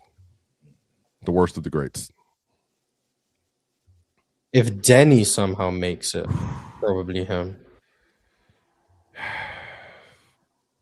Yeah, Denny's not that good. Like, he's good, but the more I watch the Blazers, I was like, oh, he's very. Yeah, right probably shouldn't be saying that considering we're gonna be in Portland on Friday. So let me. Oh yeah, they're great. Actually, I really hope Denny makes it, man. Shout out to Denny. Yeah, all-time great player. Yeah, I'm very pro Denny. Yeah. Then he was promised third team All NBA. No, many moons ago. Yeah, no. I'm not gonna lie. Did we read this one from Tupac Westside? Both of them? Yes. Okay, we did. All right, appreciate you, Tupac. Got another $10 super chat. Drink more water. As much of a con guy I am, Flag's highs are too high, along with his overall play, for him not to be Rookie of the Year. 51 and then 45 in back-to-back games. It's so special. So I'll ask: Flag is having the best rookie season since who? Like 2 years ago when Wemby. It's interesting because like the Rookie of the Year race kind of reminded me of the MVP race, but like Cooper's probably going to do enough as far as reaching the high highs to get that award. But like Khan has been, level of consistency. Yep. He still has, very impressive highs as well. He's leading the league in 3-point shooting, you know what I'm saying? So kind of parallel to me. Second best player in the playoff team. Yeah. Worst third, in my opinion. Yeah. Probably so, yeah. I personally think somebody said it. VJ's been solid too, but it's clearly Flag and Con. I think all three of them are going to be really good players one day. Dylan as well. Dylan Harper. Who were the top 5 picks this year? There was it was Flag, Harper, Flag, Harper, VJ, Con, Ace. bro. And have you seen Ace recently with Utah? Yeah, Ace off ball, moving me. Bro, I honestly forget, real talk, how athletic he is until he starts driving to the basket. I'm like, oh yeah, he's actually like a leaper, and he's big. He's made some plays at the rim too on defense this year. Intriguing for next year when they have their jumbo lineup of Keontae, Ace, Lowry, Jaren Jackson, Walker Kessler, because they might have rim. You think they're going to do that lineup? I think so. Yeah, I think they're going to run Ace at the 2. He's also shown that he can guard on the ball, so they're actually going to probably use him as a POA, which is going to be interesting. Utah's going to be intriguing next year. Well, it's going to be Keontae, Ace, Bryce. Just said Lowry, Jaren Jackson, and Walker Kessler. Whoa, But- I'm tripping. They have all 3 still. Yeah, Laurie, JJJ, Walker Kessler, and then who's at the 2 then? Ace. He's saying Ace. He's saying Ace is at the 2, I just Laura's said at the this 3, 30 seconds ago. Oh, sorry. JJJ's at the 4, and Walker Kessler's at the 5. But Bryce off the bench, yeah, I like Bryce Sensible. Yeah, they need to go ahead and let him go, bro. He's too good. He's too good. No, I loved Bryce coming in. I believe Bryce was going to be like a elite scorer in the league. He got a was 45-point game this year or last year? I think it was this I year. want to say this year. I'll check. But I was so high on Bryce coming in because that scoring was elite at Ohio State. By the way, Ron says directly, if someone sends a $5 or $10 super chat, Ron can come back. So somebody sends a $5. He had $10 super chat. 43 against the Bulls. Yep. But a couple weeks ago, he had 41 against the Wolves. They lost, but he had 41. Yeah. Yeah, shout out to them, man. It's been a crazy season for all of them. Let me see here. 70s are whatever this is, Context Kid. Now that he's been resurrected, happy Resurrection Sunday yesterday. Would it be wise for Wemby and the young Spurs to keep pushing for the 1 seed and risk facing the Demon down in the Bay in the first round? Did he just conflate Steph Curry with Jesus Christ? Well, they did come back on the same day. Marv's going to say that. No, they did come back on the same day. They I came back on the personally same prefer day. Steph Curry, so you know. No, I know you. Steph No, did look great though yeah, in the return against he did look very good against the return against the Rockets. That being said, I'm glad the Rockets got the dub. We conquered a demon. As far as you calling him Jesus, I'm calling him a demon, the Steph Curry demon for the Houston Rockets. You know what I'm saying? But my goodness, was he? That man's ridiculous, bro. I'm not gonna lie. That man is ridiculous. His accuracy on that shot diet and profile at this stage of his career is he's unbelievable. Some of the shots that he makes, even just takes, I'm like, that shot he made become numb to the worst shots. Yeah, it's like, what the hell, bro? Oh man, he's great. Any other human being shoots those shots, you're subbing him out the game. And these are the shots he just lives off of. It's ridiculous. And then we see how teams guard him too. And it's like, oh yeah, Steph's 40% is not the same as other humans' 40%. They guard Steph like a regular person, he might shoot 50 from 3. I ain't gonna lie. But he's still clearly to me also like, and it definitely was shown this year with that roster. He's like still clearly one of the 5 most impactful offensive players in the league. And I might be I might still be underselling it. Like the way that team, you saw it in the game against the Rockets. Steph Curry would sub out the game. They would struggle to score and generate good looks. Steph Curry would sub into the game, and Reggie Miller actually was doing a good job of just pointing this out. But I mean, of course, we all know this. The fact that you just have to put 2 players on the ball when he's on ball, running pick and roll, and then all of the chaos he causes when he's moving around off ball, and all of a sudden Draymond's hitting GP2 on the slip. All of a sudden, Deontay Melton, when he's out there because Steph Curry is running around causing confusion, Deontay Melton's wide open on the left wing for a three. It's like, my goodness, the same team that can't generate any offense damn near, Steph Curry comes in and they're just getting wide open threes and layups. That last bucket that who was it? It was GP2 got on the back cut. I know we're not talking about the game show. We're talking about the game. Mm-hmm. Draymond, first off, was exceptional yesterday. Like, he was phenomenal. That back cut when Amin Thompson was staring at Steph, even though Steph was being double teamed, and then Draymond just makes that perfect bounce pass to GP2 for the layup where it was a goaltend on Amin. Bro, I'm just watching this game with Steph. I'm like, bro, you've been gone for 2 months and you come back and you're 10 of 19 from the field and you're just like the most impactful player on the floor, like by a lot yesterday, even though Kevin Durant was really good. I mean, he's one of one, man. Like, you say he's the best offensive player ever. Like, I mean, there's just really no pushback. Like, he's ridiculous. Like, Wish Jimmy ain't get hurt, man. Al Horford wasn't even. If Al Horford was there, they might have won yesterday. If KP didn't foul out yesterday, they might have won yesterday. I genuinely he was bad yesterday. Yeah, no, he was. He stunk. I genuinely feel the Warriors healthy could have gone on a run this year. But yeah. Also, we're. No, go ahead. What's up? Oh, I thought he was gonna keep. Yeah, Draymond owes half his career earnings at least to Steph Curry. I'm not gonna lie.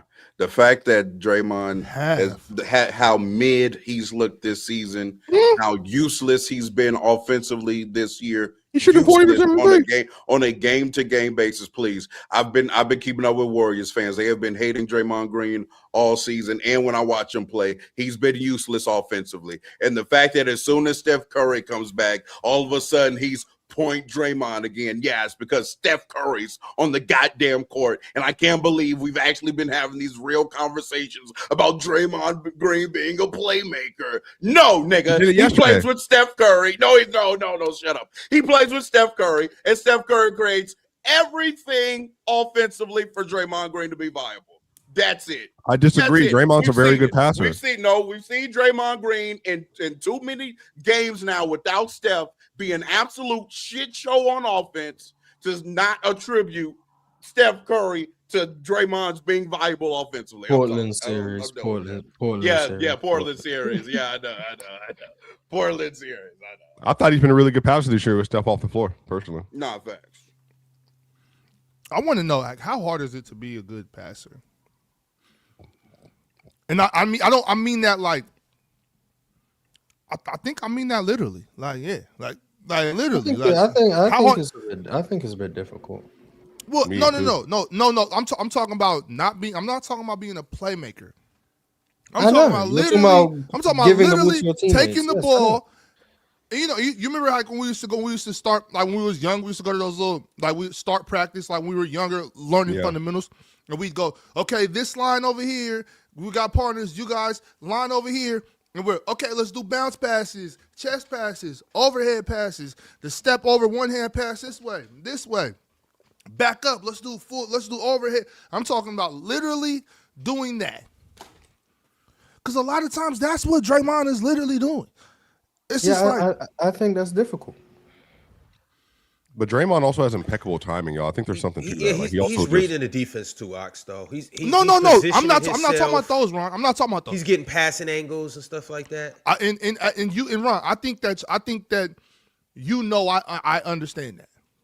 You know what I'm saying? I think that you actually know me and know that I understand the difference between what Draymond is actually doing when he's actually doing something and when he's actually out there being a fanny pack. My thing is, and this is with all due respect, a lot of people don't know you as a hooper. You would have played a Draymond type of role on this team to perfection. I've said multiple times, that's why I actually got love for what Draymond does, what he brings to the game, because like to make it to a high level with a certain skill set, you have to be willing. Draymond is willing to do things that a lot of people aren't willing to do. I respect the hell out of that. But I'm not going to pretend like I think Draymond is something I don't think he is. And we got to talk about other things. We don't got time to get into a full on Draymond debate. Absolutely. But I'm saying that, the reason why I'm saying that with all due respect is because I don't know on my hand, I can't count over 3 or 4 hoopers that could step in and play a Draymond role. I'm actually giving you a compliment. I know you could go out there and play elite defense like you in your heyday, play elite defense and pass the hell out of the ball, push a fast break, and do all of that stuff. Now, obviously, you can't be a muscle like Draymond. You would have probably been out there getting thugged and pushed around. But Absolutely. you would have been able to get Klay Thompson and Steph Curry the ball, set screens, and do stuff like that. You would have been perfect in that role. I think that's a hard role to play, to be able to be a defensive menace and on the offensive end provide value without scoring or even being a scoring threat, most of the time. Like I think that's It's I think value that's tremendous. because Steph Curry's out there. But it's even without him, once though, again, he's still a good passer, bro. But that's No, what- it's and not that's what even I'm- without no, him. that's what I'm It's saying. not That's what I'm even saying. No, without because real, and that's what I mean. Real talk. If he was doing, if you put not any other, but you can't can say name any two. other. I said that. I said I don't want to say any other, but you have Draymond has to be out there with like 10% of the guards in the NBA. There's probably 10% of the guards that have come through the NBA since Draymond has gotten there that he could have had real success with. And that's understandable. The main point I'm trying to make is the willingness to be able to do it along with the skill set. Like, for instance, DeAndre Jordan, DeAndre Ayton, you could argue is a better offensive talent than Draymond. But There's no DeAndre argument. Ayton He clears. Okay, what I'm saying is DeAndre Ayton wouldn't have been able to adapt his game and his mindset to be like, I'm a set screens, do dribble handoffs, and make the right passes. That's the point I'm trying to make, is the fact that Draymond's IQ and his willingness to put his ego aside and do the things that needed to be done for this team to win, like that in and of itself is a winning trait, and it's a skill to humble yourself as a basketball player or as an NBA player to be able to do that. Absolutely.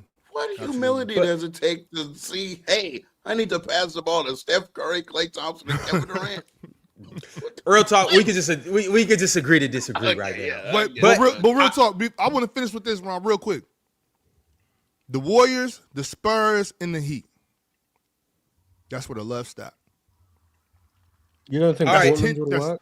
That's 10%. 10% of the teams in the NBA. That's it. Fellas, I want to get back to Cooper Flag. And I know that we Cooper Flag and Conca Nipple. But I know you guys spoke on it briefly due to a super chat. But I want to spend more time actually talking about what these two guys are doing. And so obviously Cooper Flag had a back-to-back 50-point games. And the Rookie of the Year odds have changed tremendously after he did that. And so this is what it's looking like right now. And this is according to ESPN Bet. Other sites may look different and all of that good stuff. But as of right now, Cooper Flag's Rookie of the Year odds went from a plus 120 to a minus 250 after Sunday's game, after he, did what he did against the Lakers. And then Conca Nipple's Rookie of the Year odds went from a minus 150 to a plus 180. And so just to kind of speak into what Cooper Flag has done over the season, but specifically in these last couple games, for his team, Cooper Flag leads his team in points, rebounds, assists, and steals. He's on pace to be the first rookie to lead his team in all 4 categories since Michael Jordan. Also, shout out to a good friend of mine. He's the smartest person on the panel. He goes by the name of Pensari Basketball. He said he sent me this, and the highest scoring 2 games in the span of NBA history, it's Wilt Chamberlain with 111, Wilt Chamberlain with 109, Wilt Chamberlain with 99 points, Wilt Chamberlain with 96 points, and now it's Cooper Flag with 96 points. Also, the last thing I want to leave you guys with. No, for a rookie. Or no. Oh, for a rookie. Yeah, for a rookie. Damn, shit. Never mind. What the fuck was Will on? Good God. Fuck. He did all that in one season? Yeah. And on top of that, let's not talk about his off the court stats too during that time. He was still young and vibrant, Don't But ask Drench about them off the court stats from Will.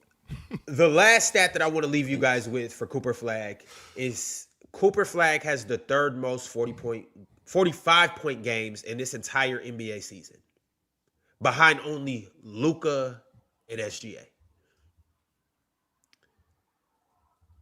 This is ridiculous. Yeah. Ridiculous. He's amazing. No, real talk. No, he's not a no. Cooper Flag is him. But do you guys understand like what he's done? Oh, not over just the whole season, but in specific these last 2 games? It seemed like you want to get something off. I'm just saying, you seem eager. You seem like you want to jump off a cliff, so I'm going to push you. Go ahead. Hey, Ron, jump off a big 7'6" tall cliff. I'm just gonna start by saying this is a historical season from a rookie, which obviously due to those numbers that I outlined, I didn't really need to say that. We all now know that this is a historical season. But Cooper Flag is in fact generational. All the hype that he was getting before the season, it wasn't enough. Cooper Flag is 100% generational. We all agree with that? Yeah, I think he's going to be a generational player. Like I don't even Depends on think generational. Yeah, I don't think it's a conversation. We know, yeah, he's been on that since he was 16 years old, Ron. We knew this 4 years ago. Yeah, but like being it at 16 in high school and actually being it in the NBA, he was a grown man at 15, 16 years old, doing shit that we knew was going to translate to the NBA. I didn't know it was going to be like. I know you didn't. I've seen a ton of 6'8" dudes bully people in high school and then get to the league and. But the way it was different. He was looking like Jabari, but longer, better defender. It was different, and it's been different. He's one of the best college players I've seen in the past 10 years. Even at Duke, I was still questioning how it was going to translate to the league. More so how, as opposed to if. It was more so a how. The most impressive thing for me about Cooper Flag this particular season is I think I understood the hype about him as a defensive player coming in. My only gripe or hesitation about him as a player was what heights and what was his ceiling as an offensive player in the NBA. And the fact that he's already this good offensively at 19 years old in his rookie year. He scored, I believe, 96 points in the last 2 games on 71 true shooting. It's absolutely absurd right now. So I think he's answered that question for me. So if the offense continues to develop like this, and I also been liking how he's been developing as a defensive player as well this season, he's still, in my opinion, he's been a good defender as well. Sky's the limit for Cooper Flag. The Dallas Mavericks and that organization and fan base will be very soon not missing Luka Doncic and turning the page into a new era of basketball. Real talk, they're not missing Luka. And if you are, they shouldn't be anymore. They shouldn't be. After what they forgot about million. What are you talking about? They ain't won it. They don't win. Of course they miss Luka. It was in the finals with him. What are you talking about? They forgot about, bro. Yes. They ain't forgot about Luka. If you are missing Luka, if you're a Mavericks fan, you should feel lucky. You should feel lucky. Like, yeah, you gave up Luka at his peak. But now you get Cooper Flag, one of the best rookies the NBA's ever seen. And, we've had some people come out and say that this is the best rookie season ever or the best rookie ever. Najee Marshall. You didn't see that, Morris? Najee Marshall said this might be the best rookie ever. I disagree with Najee Marshall. Cooper's hooping. That's all I can say is Cooper's hooping. Another thing I like is like his intermediate game is really good because that's where he gets a lot of his buckets. Like when he recognizes he has a mismatch, he's quick to take the smaller defender down low or to that mid post area, and all those little small hooks and float shots, an array of that he has is very impressive to see that level of touch. That he has already around the basket, which is going to lend to him being a fantastic finisher. Obviously, he's great in transition as well as an athlete, but like that kind of touch is very impressive at a young age. Y'all know, and I know like it doesn't look like it. Like when you look at Cooper Flag, it doesn't have the same flair or pop that when you're watching Luka score or when you watch prime James Harden score, maybe even Bron for some people, or like, let's say a guy like Paul George. We can go Steph Curry. We can go down the list, Kobe Bryant. We can go down the list of all the best scorers. You guys know Cooper's going to go down as one of the best scorers that the NBA's ever seen. I'm telling you guys right now. I'm not there. I know, like, when you watch it, it doesn't necessarily look like it. But remember, Cooper Flag is supposed to be a freshman at Duke right now. He's not even supposed to be in the NBA. He classed up. When you're this young and can get to your spots, you can play with pace. You have the strength and athleticism. Like, it's only going to get better from here. Like, you guys see what Wemby's at right now. Remember when Wemby was a rookie. You guys see what Cade's at right now. Remember when Cade was a rookie. 13th best player in this class. You guys see what Ant's like right now. Remember when Ant was a rookie. And I'm just giving you some of the younger stars in the league. None of them dudes were this good as a rookie. At all. None of these dudes were. I don't think they were close, honestly. I think Cooper. No competition. Wemby, maybe. Luka, maybe. But I think, like, what Cooper's doing is. Maybe Luka. I think it's a step up. I think it's a step up. None of these dudes was as good as rookies, bro. And the thing about Coop is, like, he doesn't bail out his defender very often.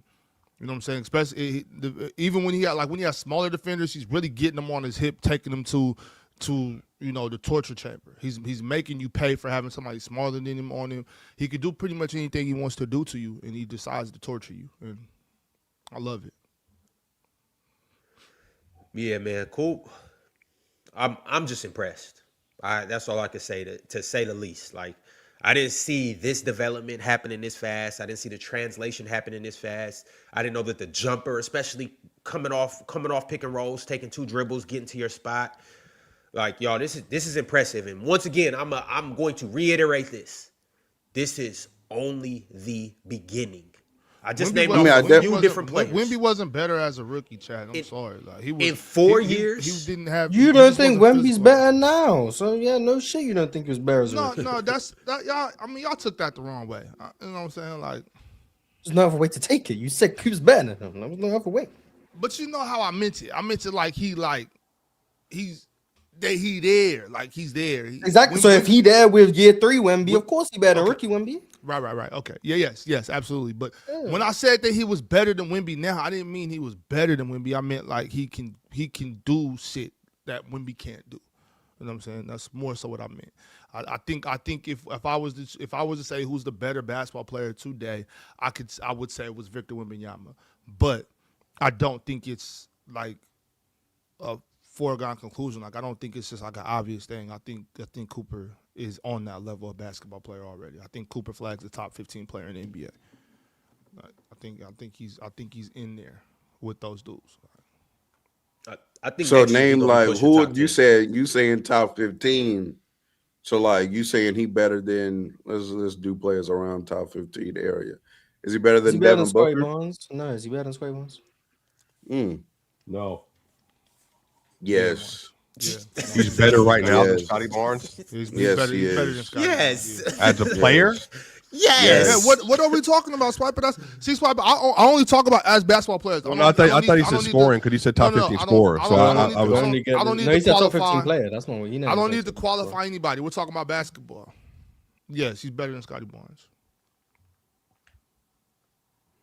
Salute to Scotty, though. Like, I really like Scotty. Great defender. I'm not even gonna say good defender. Great defender. Solid passer, but his limitations as a scorer are real. That's like for the whole half of the season now. Like, Cooper has cleared him, in my opinion, as an offensive player. Cleared. You know, like, one's down here, the other's here. Yeah, he's cleared. Is Cooper? Sorry, but that's like the size of your head. Size of your brim. Is Cooper Flag better than Tyrese Maxey? Nah. At least I don't think so. No. It's hard for me to say he's better than Tyrese Maxey. More than that, in that situation, it's one of them things like I would rather have Cooper Flag, but I'm fine. What I'm saying, Mars, is he's I was gonna in ask that. Nipple, but yeah, he's better than Con. He's in that area of Tyrese Maxey. Coop's better than Bam. Shit. Bam cold, bro. But Bam, such a like good defender, such a versatile defender that I would probably, I'm probably holding off on that. But he's gonna be better than Bam very soon. Is he better than De'Aaron? He's having a better season. That's another one. That's another one of them things, Mars, where it's like he's about to be. If he's not already, he's about to be. And I would comfortably take Cooper Flag.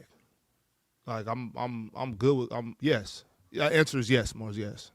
Is he better than Jalen Johnson? Yes. Yes. Danny? Yes. I don't James know if he's Harden? better than Diddy. Shit. James Harden is such an important basketball player to a basketball team that it would be. Yes, no, but yeah, you know what I'm saying? Like he's yes, fuck it, yes. Is he better than Jalen Duran? Tough one. No, I don't think so. no. Jalen Duran is that's hard. It's Yeah, hard. I It's don't- hard I to be don't- better than Jalen Duran. Just how physically imposing he is, and you know how he changes a basketball game. Is he better than Chet? Yes. Is he better than J-Dub? No. I don't know I'm right not now. there. You know, I can't judge J-Dub right now. I don't know where he is right now. I have no idea. I'm where saying J-Dub is yes. If you put this the Cooper Flag, last version I've seen of healthy J-Dub, he's not better than that. real talk, just think about this for a second. If you take this Cooper Flag and put him on that OKC team last year, he can replicate what J-Dub did. Scoring, maybe not defensively, maybe not to that level, but he would still be crazy impactful. With all those other defenders next to him, and then he could play the Not second or defensively. third fiddle. And then he could play Y'all the second or clearly third don't know fiddle. what J-Dub was doing last year. I'm just much not as J-Dub? I high was on hyping Cooper J-Dub. Flag as you guys. That's it. I'm just Smart, not much dude. to Power. it. I don't want to have the J-Dub conversation right now. Out of respect for J-Dub, I don't want to have that conversation. I'm saying though, like with OKC, he gets to just go there and freely hoop, and like he doesn't have to get all his buckets out the mud. So now he could be more of a play finisher, run fast break, catch alley oops, get open shots, open threes and stuff like that. And defensively, he could be a roamer and stuff like that too, and even a on ball defender. Like he now gets to scale down some of his offensive load and focus on defense. Like Yeah. Cooper can be himself. That's a good point right there. So you see what I'm saying? Like he could be himself in his fullest element. But I think Ron, Cooper J-Dub cook on is OKC. nasty though. No, J-Dub is. I love just J-Dub. want, and I think you'll see where I'm at right now with Coop after I tell you this. I want Coop over Franz. Oh yeah, that means you're high on him. I want sure. Coop over Franz, and so I'm very high on Cooper Flag. I got Coop over Franz. Cooper, He already a and better that's- shooter than Franz. Yeah, And he you can do guys- everything. you He guys can do are everything just else playing Franz around. does. Yeah, it is what it is. Yeah. Shout out to Cooper. And, a lot of this, and this is why I say that I think people are kind of not misremembering, but I think a lot of what was going on rookie year with Wemby was like people seeing what he was as an athlete, his body, what he could do out on the basketball court, and I think that we were projecting to today with Wemby then, you know what I'm saying? And that's I think that's had us a little higher on him as a rookie. I think Coop is obviously better than rookie Wemby right now. I might be on my All NBA team, so that's fire. I might be projecting a little bit with Coop here too. You know what I'm saying? I might be doing a little bit of what I'm accusing y'all of doing with Wemby with Coop right now, and that could be very possible. You know what I'm saying? But I think that kid is going to be the best player in the NBA one day. Yeah, the biggest thing right now is what you expect as a rookie is his inconsistencies. So, like, his last 5 games, just to run it down, against Portland 5 games ago, he had 24 points, 4 steals, 2 assists, 3 rebounds. Good night. Like a regular night for Wemby, for Cooper, that's a good night. Next game against Minnesota, he scores 12 points. He's 5 for 19 from the field, has 4 rebounds, 1 assist. The next night, this is on a back-to-back. So that was March 30th. March 31st, he has 19 points, 10 rebounds. He shot 19 shots again, but only made 6. So he went on March 30th, 5 for 19. The next night, March 31st, 6 for 19. Had 12 points and they had 19 points. The next game, April 3rd, 51 points, 6 rebounds, 3 assists, 3 steals. 19 for 30 from the field, 6 of 9 from 3. Then last night against the Lakers, 45 points, 9 assists, 8 rebounds, 2 steals, a block, 14 for 27, but he only shot 4 threes and went 2 for 4 from 3. That's one of the things that's also impressive too, is that he was able to hit 45 on 4 threes, or only making 2 threes. Spanish Shot Jose like said 20 he free throws. did. Spanish Jose asked if he was better than if I got him over Stephon Castle. I don't even think you need to ask me that. Well, yeah, if you said De'Aaron, then obviously. I said, is he better than LeBron? Yes, Yes, he's Stephon better Castle. than LeBron. Yes, he's Is he better than Joel Embiid? Oh, come on, Morris. Don't do that.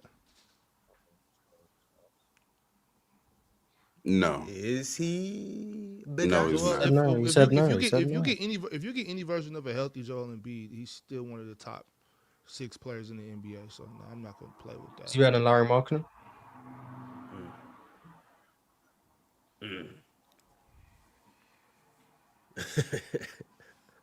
Laurie different, bro. Laurie different. I don't think. I don't know about all that, bro. I don't think y'all know how good I think Laurie is. Laurie is crazy. I agree. I think he's better than Cooper Flag too. Yeah, I think Laurie's better.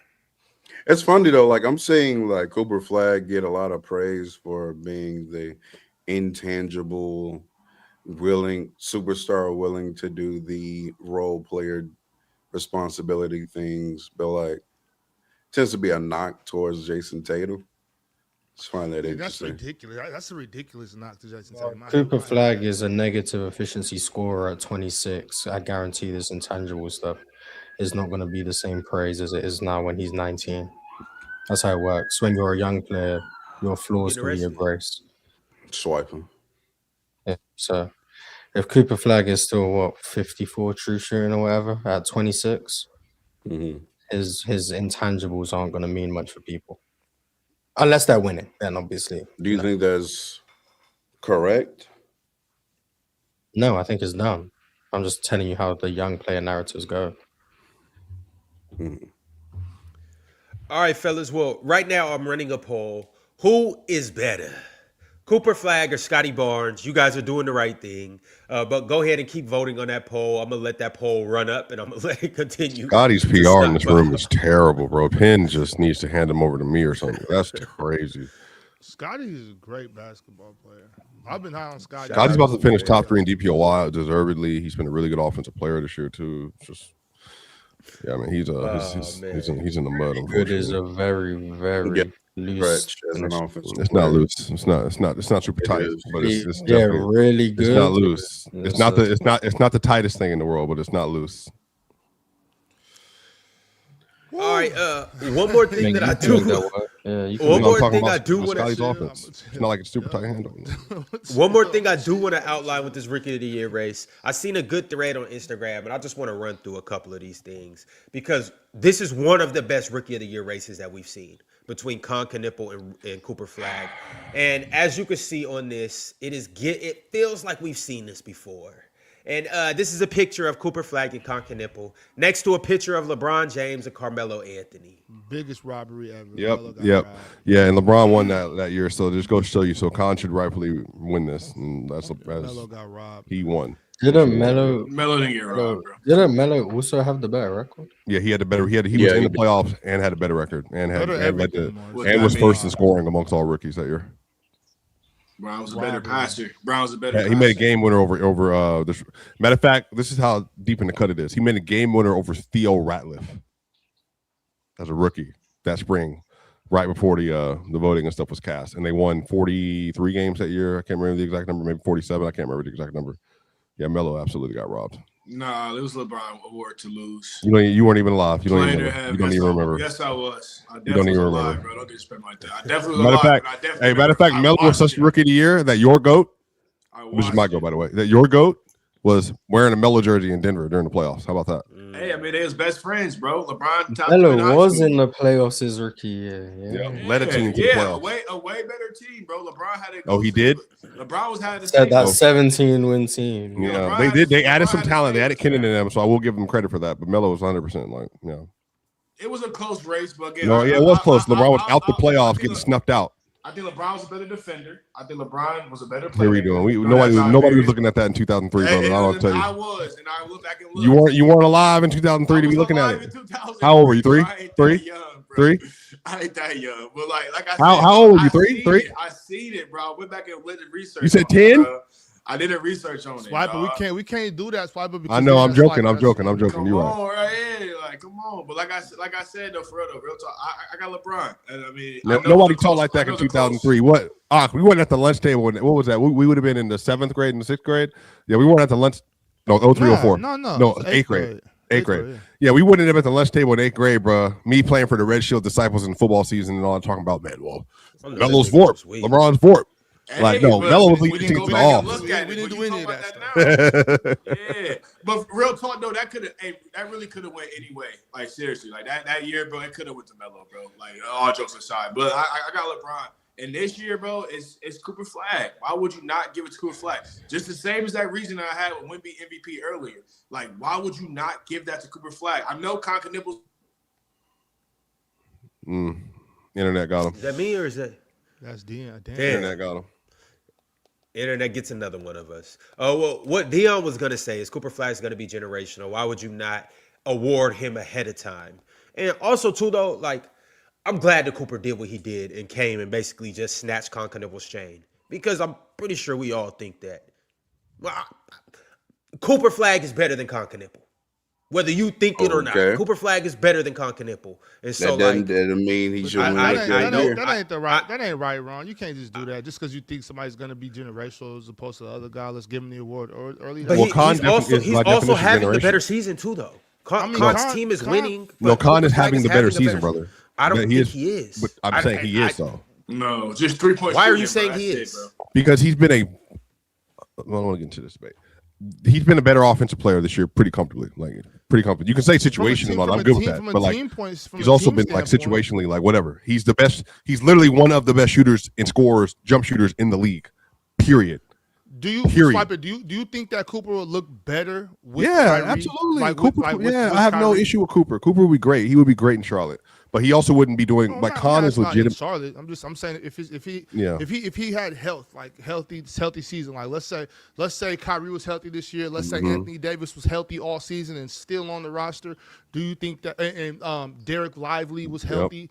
Or do you think if they had health on this roster, do you think that it would still be a debate, or do you think that Cooper Flag would look much but remember, he had Anthony Davis. Did AD start the year off? Am I misremembering? He started the year off playing this year. He can't. I can't play like 5 games, bro. Con was struggling again. Somebody refresh my brain if I'm off. If I believe correctly, Cooper was struggling to start the year off. It was VJ, and then it was Con, and then Con started taking off, and then VJ came back down to earth. When and then Cooper after like a 10-game point guard playing with D'Angelo Russell. Yep. And he wasn't playing super well. But Con, I believe, started the year off like faster and better, and has consistently been better since the start of the season. I believe, if I remember how that's gone. Right. I think you're right about that spot, but I'm just curious to know, like, do you think that team construct has anything to do with how these two players are looking? And do you? And I know it's hypothetical, y'all. I understand that, but like hypothetically, if the Dallas Mavericks started with a completely healthy roster, and that's Kyrie, Derek Lively, and Anthony Davis all healthy, playing this season, do you think that Cooper Flag would be looking better than he does this?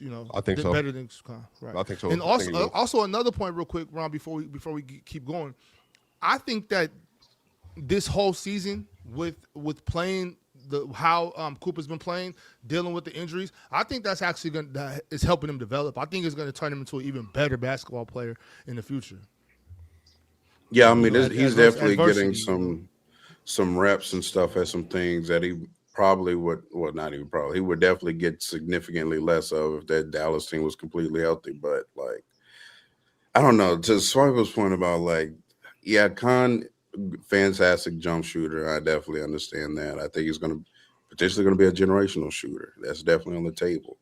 Like when you just like comfortably say he's a better offensive player This season, like, he's having a better knowing, offensive season. but like knowing the context in which those two players have existed, I don't know how you can say comfortably when one is obviously in a way better offensive environment. Because you have to judge the results. I mean, unfortunately, that's what it is. But we know context when context is supposed to be applied. Well, I know, but it's the thing of MVP. You were judging the results, right? SGA is having the best season based on the results. I don't think if everything was equal, he'd be MVP this year based on play. I didn't think we were talking about like because I do agree that Conn should win the award. Yeah. But I thought like the question or what we were speaking on was like them as players. I think Khan's played better this year. I think Cooper's a better basketball player, but I do think that Khan is the rookie of the year. Do you think you think Khan's been a better basketball player than Cooper Flag this year? You asking Swiper? I'm sorry, yeah, I'm asking Swiper. Yeah. Yes, I think he's played better this year. Yeah, he's played better. I think the issue with Khan is I remember Cooper. So Cooper had the first run where he wasn't good, then he started cooking, right? And then January he had an ankle injury versus Denver that he had. Because the first game versus Denver, he had like a 30-point, damn near triple-double or whatever. Then he turned his ankle again, and then he was out. Then he came back. Then he hurt his ankle again, and then he came back. And then this is where you're getting these stretch of games. So he's had two different injuries, a down period, injury, down period, playing well, injury again, kind of down, and then he's back up again. He's oscillated in part because of the injury to his lower body. I think the issue is Khan has had so many moments in the clutch, in the fourth quarter, in big games this year versus good teams where he's been like their release valve and their main engine in them solving a lot of these defensive coverages that they're getting for LaMelo Ball in them. And the reason why LaMelo's getting the looks that he's getting is in part because of Khan. Because I remember I used to bring up to Chill 3 months ago with Khan that they were running sets for Khan where they were running these ghost rings through LaMelo's man in order to get LaMelo free or get Khan free. And they were running their offense through Khan in order to get him the best look possible. And he was delivering time and time and time again. So I think if you look at the overall body of work in the season they've had, I just think Khan's just, to your point, better situation. But he's also like, he's elevated the situation he's in. Like the fact that you're a primary jump shooter, you're hitting 43% of your threes and you got a 64 true shooting, like, bro, like he's, In the minutes where LaMelo Ball and Con Canipula shared the floor, which is we have a 1,200-minute sample, they have a 127 offensive rating. When LaMelo leaves the court and is Con Canipula on the court, they drop all the way down to 113.5 offensive rating. And that's almost 1,000-minute sample size. Now, in about a 500-minute sample size, so yes, definitely smaller. LaMelo Ball without Con Canipula, they're still posting a 124.5 offensive rating with LaMelo on the court and Con Canipula off. So yeah, I do think that LaMelo Ball in that offensive environment has definitely influenced. But you can't penalize players for that though. I think in the awards, it's not a penalizing, but when we're talking about them as individual players, like I do think that's fair to bring up their situation. But they're I mean, if we're doing, I don't know if we're doing that. Like, I mean, Black is not making an impact at all on the Mavs offense or defense this year. Basically, if we're doing that, so I don't think that's fair. Because he losing. I think the super chat right here from Cowboy or from Bob Solo. I think the super chat is has something to do with some things too. I think people are just saying he's purely a shooter. So Bob Solo sent through a super chat pertaining to this topic. Bob Solo said Coop is guarded by the best defender.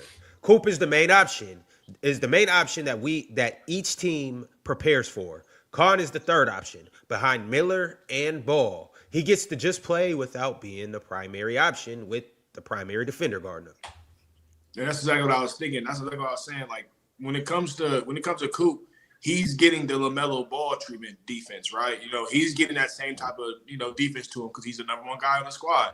It makes it much easier. You see what, like for instance, with Klay Thompson, like when that third option with KD and Steph on the floor, you look a lot better, compared to when it's just you as the number one option. It's the same type of thing. He's a great shooter, but he's not the number one game plan for each team every night. They're not going out there and say yes. I mean, they're going out there saying, hey, don't put a hand up, don't leave him. But they're not saying, hey, guard him over LaMelo Ball. When it's the Mavs, they saying, how are we going to stop Cooper Flag tonight? So I think that's a big difference. And again, he's averaging 23 points. He's averaging more than Concanipple. He's a better playmaker than Concanipple. He's a better defender than Concanipple. I mean, and then again, he's more important to the NBA than Concanipple. Why would he not win Rookie of the Year?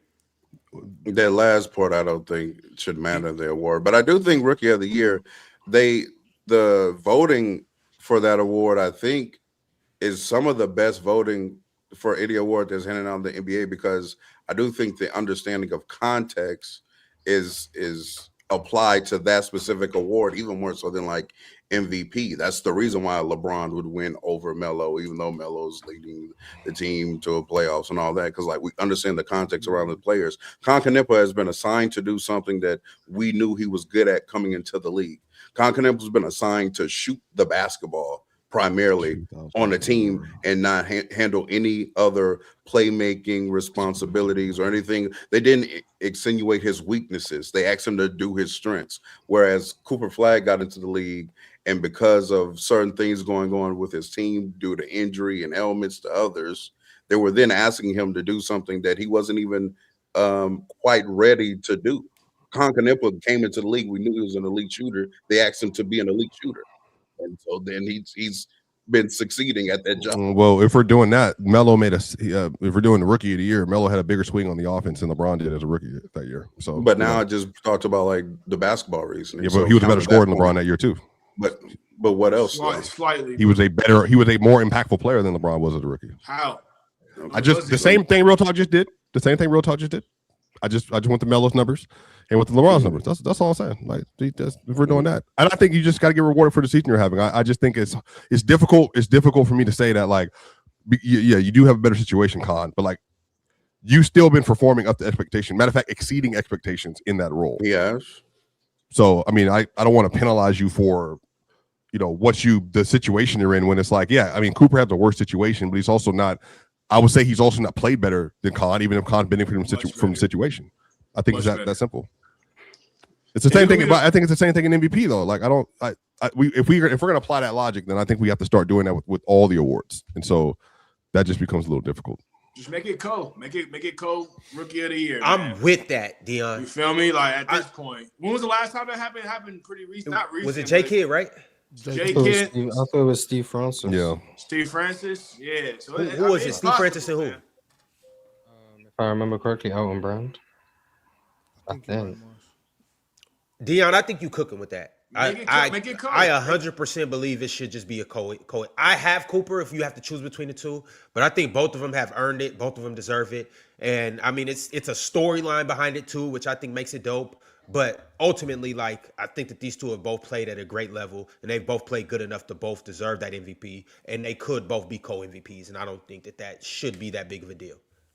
Well, there's no way to do it, though, because the voters would have to, like, they would have to talk to each other, and then, like, I'm going for Con, I'm going for Flag. Yeah. And go down the middle, I also do want to say this, though, about this rookie class. It's been amazing, phenomenal. I think better than what a lot of people expected. I think that this rookie class is going to be better than this next upcoming rookie class that's getting so much glaze and all of that. When you just go down the line, Cooper Flag is obviously going to be generational. Concanippo is going to be, I think, a multiple All-NBA, All-Star type of player. VJ Edgecombe has a crazy ceiling. And I think, like, Concanippo will probably get a couple All-NBAs. And then also too, Dylan Harper. Like, we haven't really even got to see Dylan Harper or VJ Edgecombe go. Well, VJ a little bit because Embiid missed some time, Tyrese missed some time, but he's shown us who he is and what he could be. Ace Bailey has just started showing out. He's just came out of his shell. You got Trey Johnson, Jeremiah Fears, who I love. Colin Murray Boyles playing a winning role on that team. Cedric Howard looked good for the time he looked good. Derek Queen, Carter Bryant.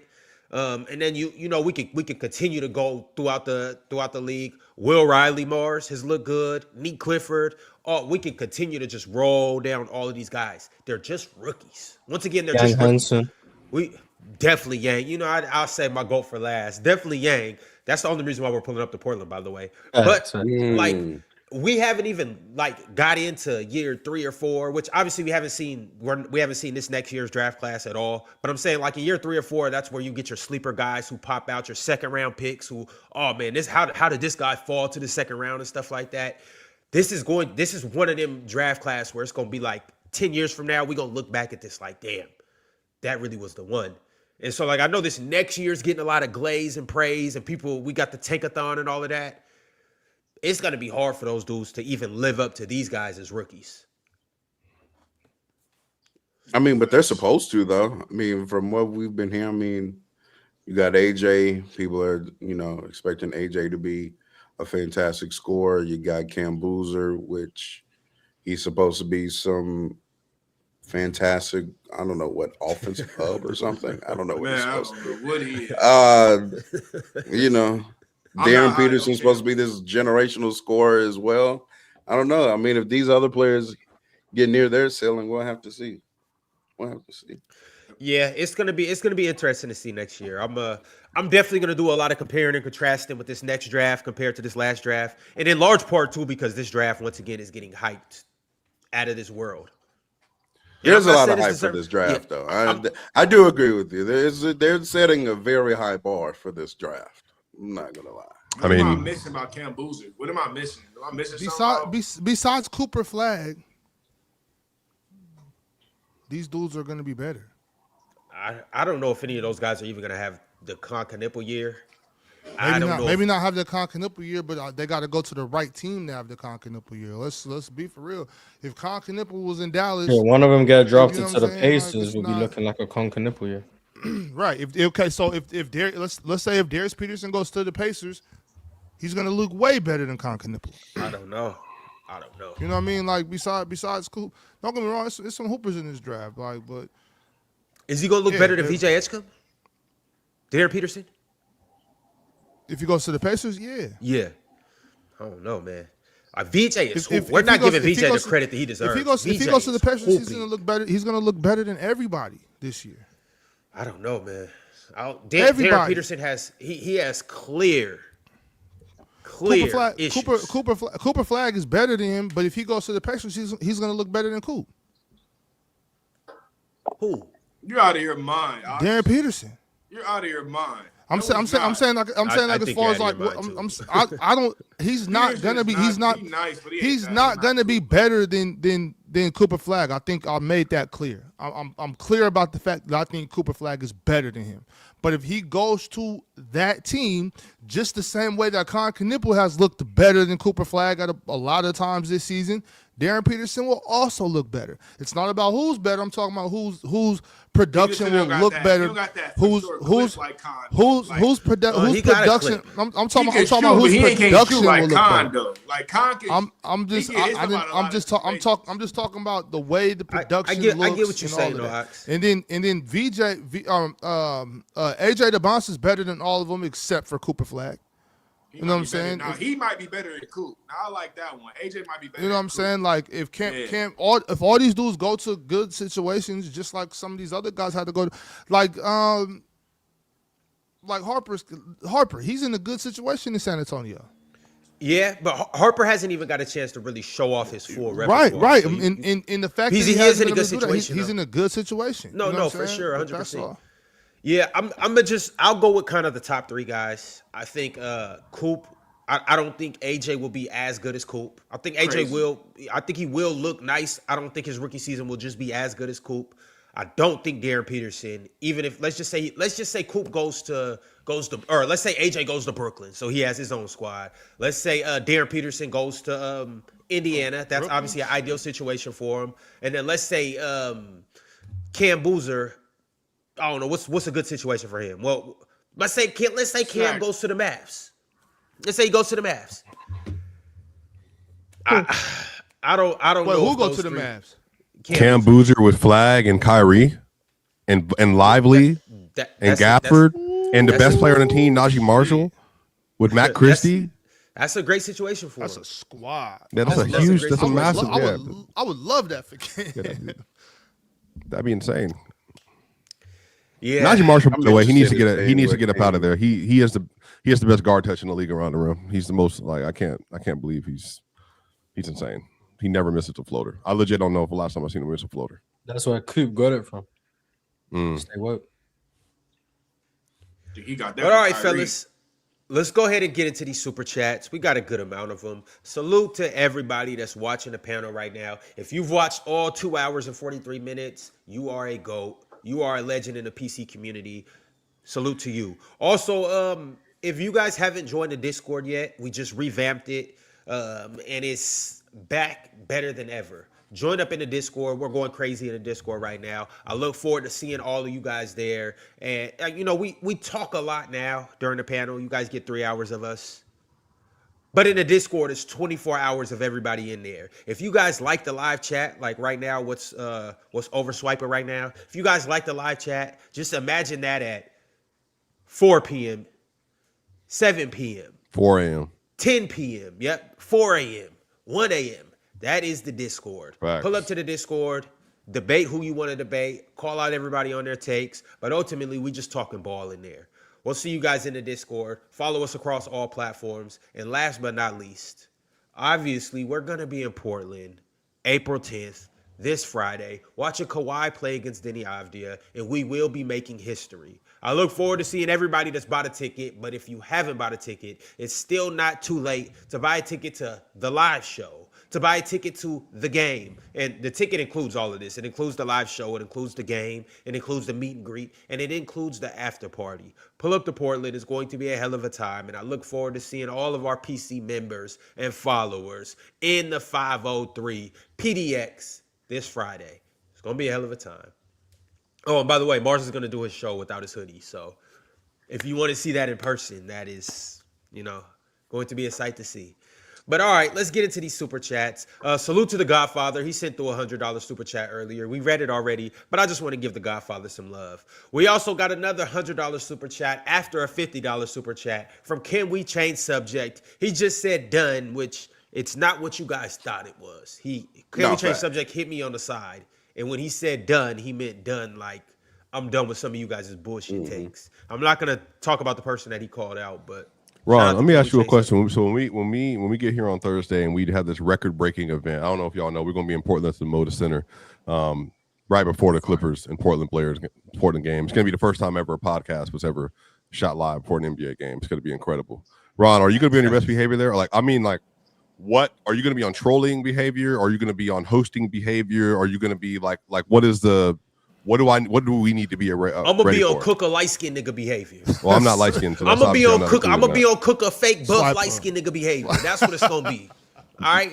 Who's the light skinned one on the panel? Can me and Real talk the same color? Cook a fake buff light skinned nigga. I never said anybody on the panel. Who's light skinned on the panel? I never said it's somebody on the panel. I just said I'm gonna be on cook a fake buff light skinned nigga. So if the shoe fits and you in Portland, stay out my way. There's 4 dark-skinned brothers on the panel. Who? There's 4 of us. You said dark skin? Who dark skin? Yeah, who dark skinned? I'm just talking about in the whole community amongst all of us. Amongst all of us, just in the whole community. I'm talking names. I'm talking about Chill, Drench, me, and Ron. That's it. Bro, how me and Chill different colors? We the same color. And that's not a knock. It doesn't matter. It doesn't matter at all. Like we are all brothers. It doesn't matter. This absolutely means nothing. Beige boy. That's you. Wow. How are me and Real Talk not the exact same color? Real Talk, put your hand up. It means absolutely nothing. I'm milk chocolate. You're more caramel. Put your hand up, Real Talk. That's not important at all. I'm milk chocolate. You're more caramel. Put your hands up. Real Talk. Grab your hand. Put it up. There's no need. I'm darker than you. No, you're not. It's okay. It's fine. But who cares though? You know what I'm saying? That's irrelevant. That's so irrelevant. It is irrelevant. So stop lying. So matter of fact, if it's irrelevant, if it's Swiper, irrelevant, you're the same color as your cardigan. No, if me and Blade are the same color, then if it's irrelevant. Swiper, you're the same color as your cardigan. Sorry, but it ain't nothing wrong with being a yellow bone. Ain't nothing wrong with being. I know women that love yellow bones. Ain't nothing wrong with being khaki. Ain't nothing wrong with being khaki, brother. Don't even worry about it, bro. So, but do you prefer khaki or yellow bone? Which phrase do you like? I'm dark, so I prefer that. How about that? All right. So, I mean, you know what? Just for the sake of your, ego and all of that, I'll allow you to be a part. I'm Nigerian. I will allow you That don't mean to be you dark skinned around me. I will allow you to be dark skinned, just like I allow Penn to say certain words. Wait, allow. What's He allowed? gets What the words pass can I for say now? No, I said Penn can say certain words. He gets What the pass words? from me. After he done fried every brother that I've seen. Hey, go ahead, brother. Go ahead.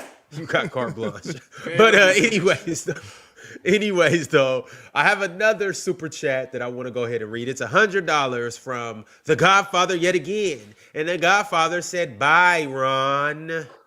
See ya. Michael Malone to UNC. What? He going Mike college? Malone? To North Carolina? No way. I know they were saying, what's his name? He Billy wa- Donovan. He wants. Oh, that's right. They were talking about. He wants to fight. He wants to coach. They don't allow you to coach in the NBA no more. No he wants way to go Mike somewhere Malone where he went can to be a UNC. basketball coach. Wait, did that happen? Pete Everybody said Thamel said, a college football senior writer, yep. North Carolina intends to hire longtime NBA coach Michael Malone, school's next basketball coach.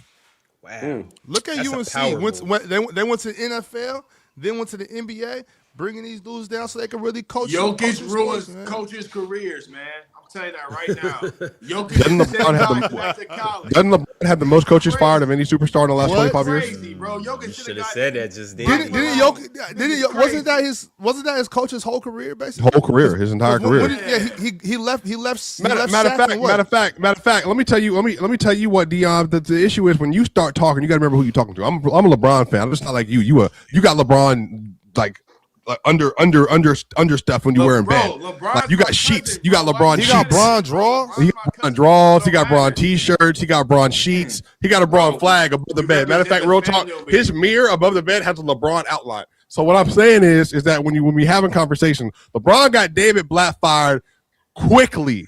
Absolutely good. LeBron got Vogel fired. Well deserved. Fired. Fired. LeBron had a black man as a head coach. Got that black man fired on Black History Month. Fired. Well deserved. That's just three. That's well three. deserved. David Blatt was well deserved.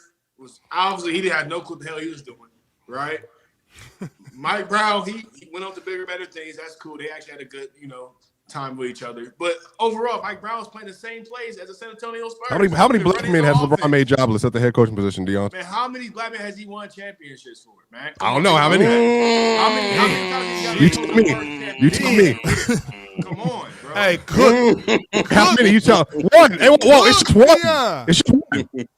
What you It's mean? one. It's not one. No, it's not. Oh yeah, because he won those. Well, Yeah, it's only one. Well, What you get up in Yeah. that? LeBron's show can't dunk for the white man. Yeah, facts. Talk about it. Talk about it, It's Dion. true. It's okay though, bro. Ty Lue got a ring. bro. Matter of fact, real talk. Fighting off that LeBron's for been real years. quiet lately, You said what? huh? I ain't even hear what you said. get What that you say? team to Nashville, Swappy. He did nothing but tell the truth. Hey, yeah. Matter Oh, of fact, Master, you want another dunk? Here you go. Hey, hold on. Hey, matter of fact, you know what we need to do, real talk? We need to ask LeBron how you feel about Atlanta, Houston, DC. We need to start asking him all a bunch of questions. Deion says we're doing this because Memphis is off the list. Milwaukee's off the list. Houston's next. Atlanta's next. But DC is next.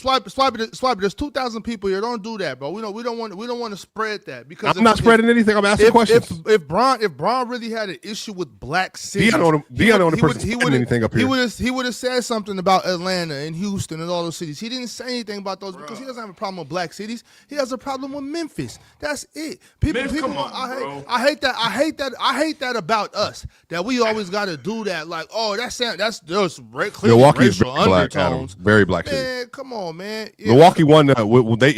Milwaukee won Wisconsin as a blue state a few years ago. Right. It's really Milwaukee. black. Milwaukee. By the way, There's tons of black people in Milwaukee. Milwaukee's a great city. To your point about Memphis, it's crazy, bro. to your point about Memphis, in terms of NBA cities, it's right up there with Utah, with their NBA city. Yeah, it's just it's not the greatest NBA city. We love the city. I love Memphis. It's some people. It's a lot of things going on, and people don't want to. You know what I'm saying? And with that being said, it's less. I think it's less about Memphis and more about the fact that Nashville is growing as a city. It's growing rapidly. You know what I'm saying? They got, they got pro teams, and those pro teams have good fan bases and stuff like that. And it's still in Tennessee. You know what I'm saying? I think people are taking this too far. On top of that, a lot of people are always looking for something to get on Bron about. You know what I'm saying? Hate on him, man. It's ridiculous too. Like to try to call Bron. Memphis is a great city. I've been there plenty of times, by the way. Matter of fact, I've worked in Memphis before. So, shout out to you.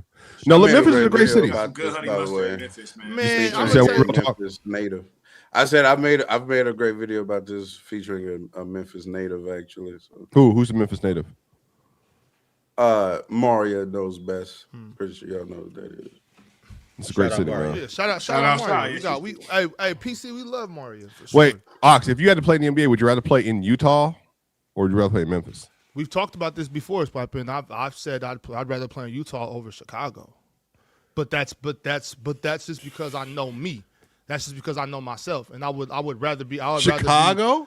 But Swiper, you haven't been to Chicago, you said, right? But chill, Swiper. It's not that I think that it's a better city. In fact, I think it's a slower pace.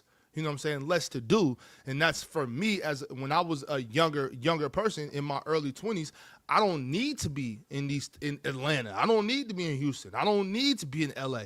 I need to be in a slow pace, not crazy nightlife. So for me, that's what that's about. Wait, it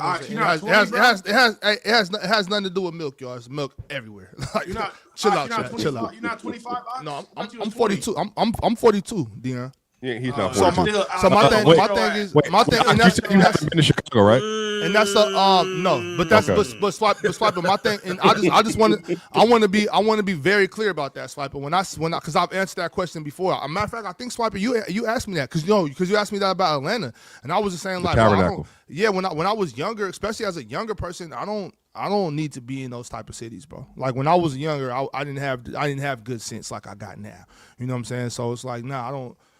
Now how I am now, I would rather be in Chicago, Atlanta, New York, not Memphis though. Right? Can you answer the question though directly? So he asked you. I would rather be in Salt Lake City than Memphis. I'd rather be in Salt Lake City. Today. Like you asked, what's your mindset right now? Let's say you were the number one overall pick and it was absolutely. I'd rather be in Salt Lake City than Memphis. Yeah, I think I would choose Salt Lake City over Memphis too. Man, y'all tripping. Now Nashville, I'd rather be in Nashville though. Bro, you got to pay. You know how Bill Burby did a whole skin on this. Buying coffee, you got to show an ID to buy coffee now in parts of Utah. So I'm not buying coffee. I got a coffee maker in my. I mean, but hey, that sounds good to me. I want no, but that's cool. But I got ID though. Right. I'm sorry. I'm not. I don't want to be surveillance everywhere I go. I want to buy this coffee. You're already surveillance everywhere you go. I don't even have an iPhone. You want surveillance everywhere right you now? go, Swiper. Everywhere you go, they're watching you. So it's not a big deal. We are watching you. He most definitely has an iPhone, by the way. You can't prove it. You can't prove it. Real talk. The buttons are green. The message buttons are green. In Salt Lake City is a beautiful city. It is. And Salt Lake City got action. I was in Salt Lake City last year. Salt Lake City is like it's pretty as hell. Skyline and all of that. So is Nashville. Go to Nashville. Walk down the street. That's what I said. I'd rather be in Nashville than Salt Lake City, but I'd rather be in Salt Lake City than Memphis, though. But you know what though? I've never been to Memphis, so I can't necessarily speak on Memphis. How y'all talking on cities you ain't been to? I expect that ignorance from one of y'all. I haven't spoke on Memphis. All I said is I would rather go to. The only thing I haven't said anything degrading towards Memphis. Hey, bro, EJ, I'm with you. Memphis is rather go to Utah. I've been to both cities. I don't like being in Utah. Utah's a very nice place. I go there for events. I don't want to be in Utah. Like, respect. I agree. I mean, you gave us two options though. You said Memphis or Utah. From what I know, you haven't been to. Have you been to Tennessee? Nah. I've been through Memphis. I've never like I haven't spent a lot of time in Memphis, but I've seen enough. I've seen enough. Memphis looks like Little Rock, Arkansas. Bro, you couldn't get seasoned in Salt Lake City. You couldn't get seasoned in Salt Lake City right now if you tried. You go to Memphis, the airport got seasoned. The gas station got seasoned. Everybody got seasoned. Food is elite in Memphis. Memphis has some of the best food I've ever eaten in my life. Some of the best people I've ever met in my life are in Memphis. You think I'm going to find food? I'm standing up for Memphis, and I'm standing up for the South. The best people you want to meet in life live down here. And if you go to Tennessee, if you go to Memphis, we live in free. You go to Salt Lake City, you got to bring out a government ID to buy a matcha. Who's buying matcha? Nigga, crazy. stop buying I'm not matcha.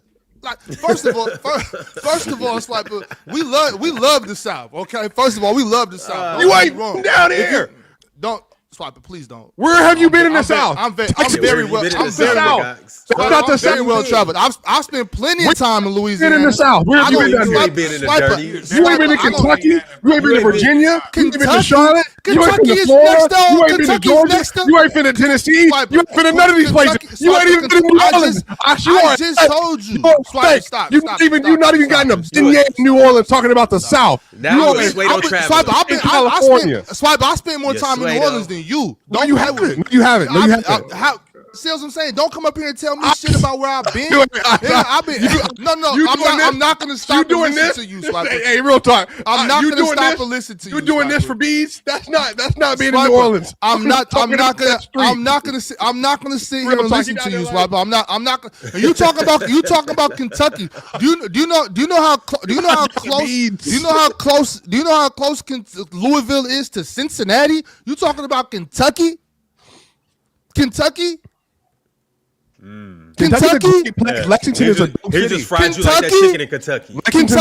Lexington is a dope city. Don't speak for the South and then talk about you ain't been to Kentucky. You haven't been to Kentucky. Is next to Ohio. Kentucky is the South. Kentucky is next to Ohio. Kentucky is the South, my dog. So wait, because real talk, he just tried to discredit Texas as the South and then brought up Kentucky. We can speak to that. It's not the South. Texas is not the South.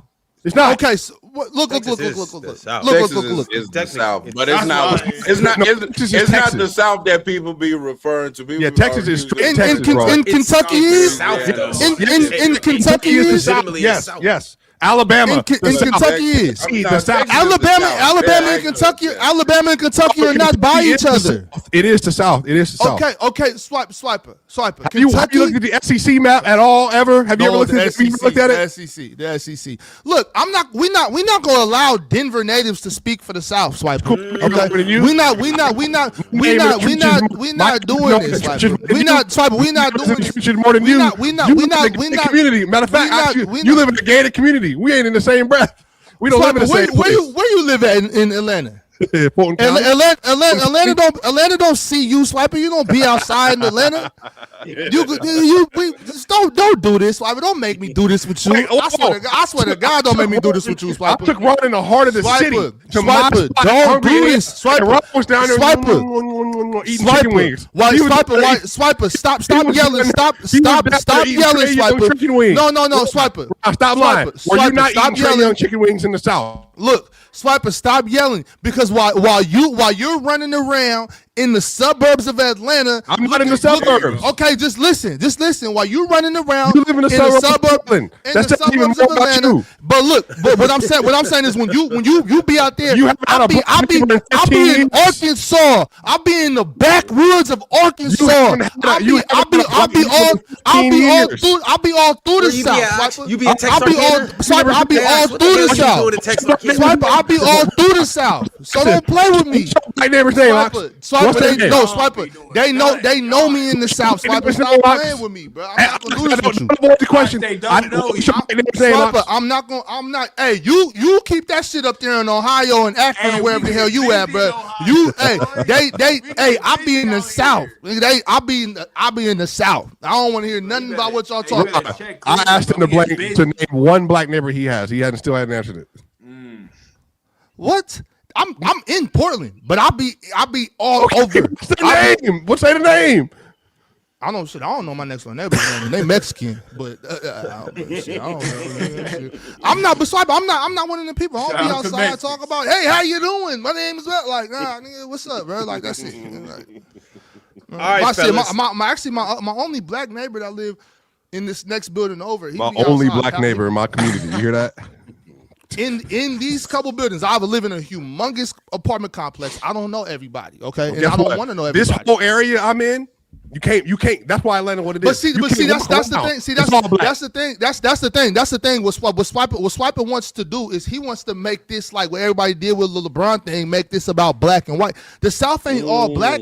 It's so many white folks. It's so many white folks down there. You know what I'm saying? Like what does black and white got to do with what we're talking about? I've been here for 10 years. I've been an adult here Swiper, longer than I was in Colorado. What does black and white got to do with anything? I don't know what you're talking about. I'm not talking about one of them. What does black and white got to do with anything? I'm talking about you and your neighbors. That's what I'm talking about. We talking about you right now. I'm in Portland, so yeah. But Yeah, you in Portland.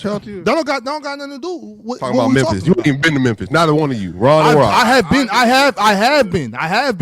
No, You flew over Memphis. That's the difference. No, that's the thing. See, I flew over Memphis for a reason. That's the problem with you, Swiper. You be scared to stop in places, so you fly over. I get in the car and touch down. I'll bounce out at all through.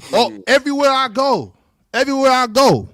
You see, that's the difference between me and you, Swiper. While you be up in there kicked up, looking down. Oh, that's me. Nah, I be outside, outside. While you up in there googling where you gonna go shake your hips when you touch down. I'm driving through. You know what I'm saying? There's a big difference. Very big difference. I'll be in the backwoods. No, Ron, hold on. All right, y'all, nothing. I'll be in the backwoods of these southern states. I'll be outside touching the humidity. I'll be outside with who is them folks? It's black folks out there. That's what I'm saying. See, but you wouldn't know that. You wouldn't know that because you're afraid of those areas. I'm outside in the backwoods of these southern states. Bro, somebody told me you was hiding the other day. What you hiding from about, who? Bro? Hiding from me. who? From me. Dion, you said that shit once, and I let it slide. Don't say it no more, because I will touch down in Ohio too. I've been looking for you. Come on, Dion. I got a store. No, Dion, I got a storefront in your city. I could touch down anytime, anywhere. I'll meet you there. Nigga, I got an address in your city. Dion, don't do this, because I'll come see about you. And then we gonna have to check up, and we gonna have to live stream it. And then because Dion, I'm gonna touch down in your city. You're gonna have to check up. We're gonna have to live stream it, and then you're going to have to come explain yourself. We gonna have to right here. Bro. Y'all not hoopers, bro. I've been trying to tell y'all, bro. Get me on the hooping side for a minute now. I really do that. Man, those are hillbillies out there and out there. What you talking about? In Ohio? Man, we diverse in Ohio, dog. Come on, stop playing. I want to talk about Ohio. I got love for all of America, though. That's the thing for me. I got love for all of America. I got love for the Midwest. I got love for the Great Plains of Kansas, Iowa. I got love for Montana. I got love for the South. I got love for New York, man, all of that. By the way, this was fun in games on that. Chat talking about spooky for Swiper. Yo, I live here. I'm good. I'm good in Atlanta. I love being in Atlanta. I love being in this city. Ron doesn't feel safe here. We know you do. Ron asked me, literally, Ron, when we went out, Ron asked me, is it safe where we going? Oh, stop it. Wow. Stop it, Swiper. Wow, Ron. You don't feel safe around black people. Hey, real talk. Ron was like, I'm wearing my chain out. Can I wear my chain where we going? You tucked your chain in? Real talk. You guys were in. It's documented. There's video. There's pictures. I was in LA with a Seattle Mariners hat and jersey. Y'all, if you know, you know. Y'all know what that means. Niggas first off, scared talking about Ron. Take that shit off. First off, that shows how much I ride for my city and my squad. Second off, y'all know you are not supposed to wear a Seattle Mariners hat in LA at all. Downtown LA at all. There's an LA guy right now. Do what you will with that. All right? Do what you will with that. So if you think that I'm scared to be in certain places in certain neighborhoods, hey, do what you will with that. You say niggerhoods? Do what you will with what I just said. But anyways, you were scared when you was out there with Swiper, and then that boy came behind you and groped you. Whoa! I'd have been scared too. But he was just trying to get you a drink. He was just trying to buy you a drink. Who? So, whoa! What was that? Hey, real talk. I will say, Ron, You know how people say you got your way with the ladies, Ron. You got your way with everybody, bro. Shout out to you, bro. Motion. All right, man.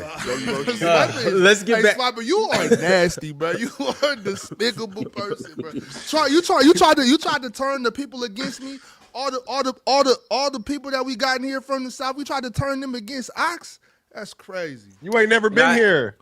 They love me in the South, Swiper. It's I ain't all never good. been to Atlanta. I've I've never been to Atlanta, Chad. I've never been to Atlanta. Swiper gonna show you around, and you're gonna see what I was telling you about why he still stays in Atlanta and won't leave for certain reasons. But anyways, though, we have super chats. The first one is a $20 super chat from Moses Elijah. Moses said, "Open runs before the game in Portland and or Seattle." Laughing my ass off. Shout out to Memphis, and I'm a Braun fan. Braun lacks culture. No, he doesn't. Watch your fucking I know mouth, good and well, but that nigga couldn't do nothing as a kid. My goodness. But stayed in the church. Moses Elijah, if that's your name, you was at church 7 days a week. You couldn't do nothing. I ain't gonna say Braun lack culture. What are we talking about, bro? Like that's one of the most cultured guys ever in history is LeBron. Like, oh yeah, bro, do your research. Yes, absolutely, bro. Like, what are we saying?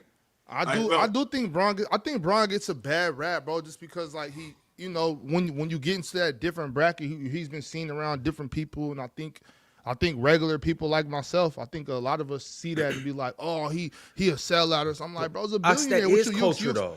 Yeah, like for Braun to go from where he came from to adapt and then be able to hang in those rooms, like that actually is being cultured. LeBron can do both. A lot of you guys can't do both. A lot of you guys can't go hang out with billionaires and then go hang out with your homies who you grew up with and y'all was in the hood and then go hang out with, you know, other rich athletes that came from that demographic. Like Braun is a chameleon, and it's nothing wrong with being a chameleon.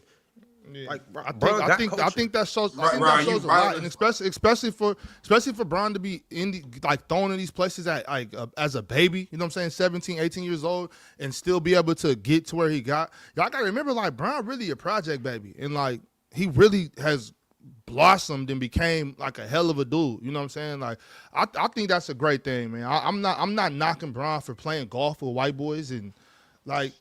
Shit, I'm trying to play some golf with white boys too. Like, why don't you play golf with me? I'll play golf. I would love to play golf with you, Swiper. I got a golf course. Do you have clubs? That way, no, but you got to get special made clubs for you for sure. Yeah, it's no problem. Shit, me and Ron the same height, so you can use mine. Yeah. Hey, when y'all come out here, we could go to Top Golf and do that. You know what I'm saying? Like. I'll do that. You know what I'm saying? We could do hey, Nia, you see they talk about golfing? They not even addressing the super chat where my man Moses Elijah said open runs before the game in Portland. Don't none of these niggas hoop, and don't none of these niggas want to hoop. Yeah, oh, now let's do it. Now I brought it up. Now let's do it. Are you gonna wear jeans again to the event like you did to Venice Beach, or are you gonna wear shorts? First off, I had sweats on. Second off, it don't matter. Don't they got hoopers in Portland?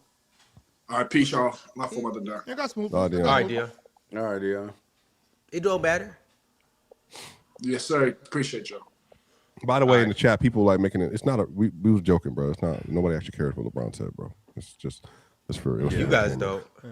We're having fun, y'all. Calm down. See, y'all gotta learn how to have fun at work. I hope that all of y'all have fun at work the same way we have fun at work. That's a fact. And if you don't, like, get another gig. Enjoy yourself at work.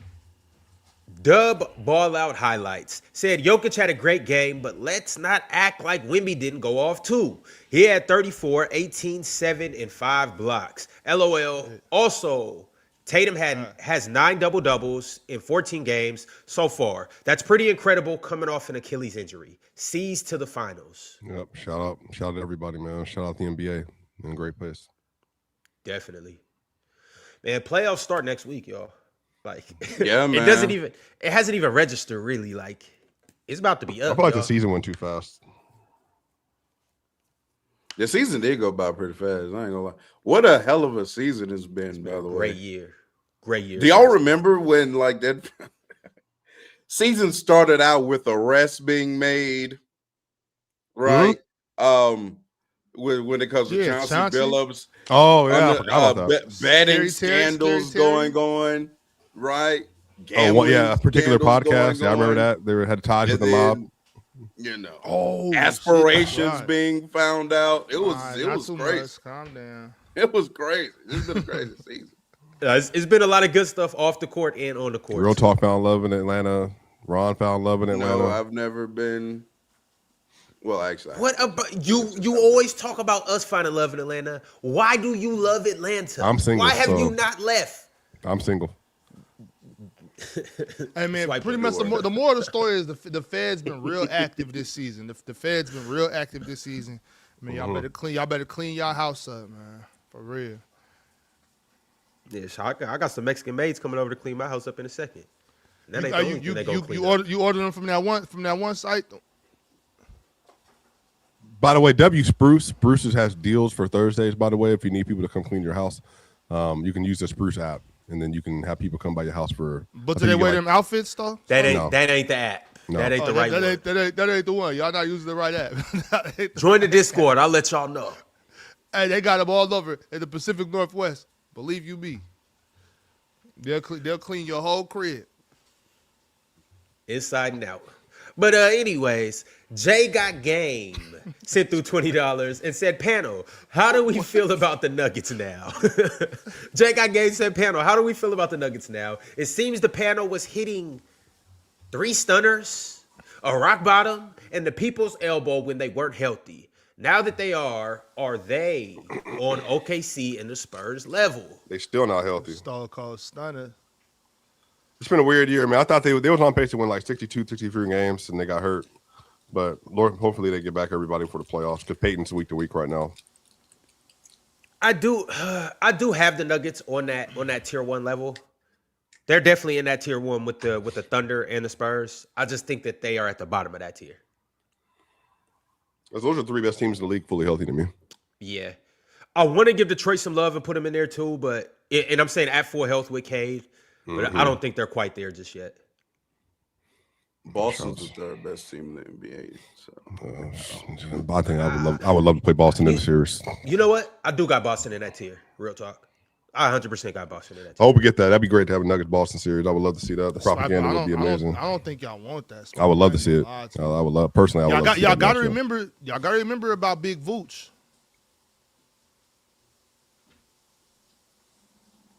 next super chat. All right. I'm sorry, I froze. My bad. I'm back. Because he's getting cooked. It's not about that. It's not about him getting cooked. That's okay. Y'all, I just put up a poll. Who would win in the final series? Celtics or the Nuggets? You guys talk to us. In the meantime, we're moving on to the next super chat from Goop Scoop.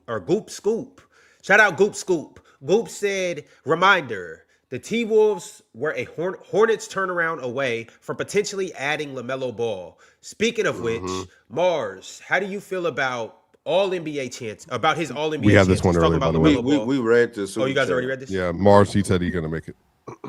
When did Mars leave? When we were At talking 1 at o'clock. like 151. Like, he literally left like 151. Damn. Huh. Mars snuck out the back door. Mars, Yeah, Mars had a Low lower energy. energy day, but, hopefully it's okay. He'll be back tomorrow.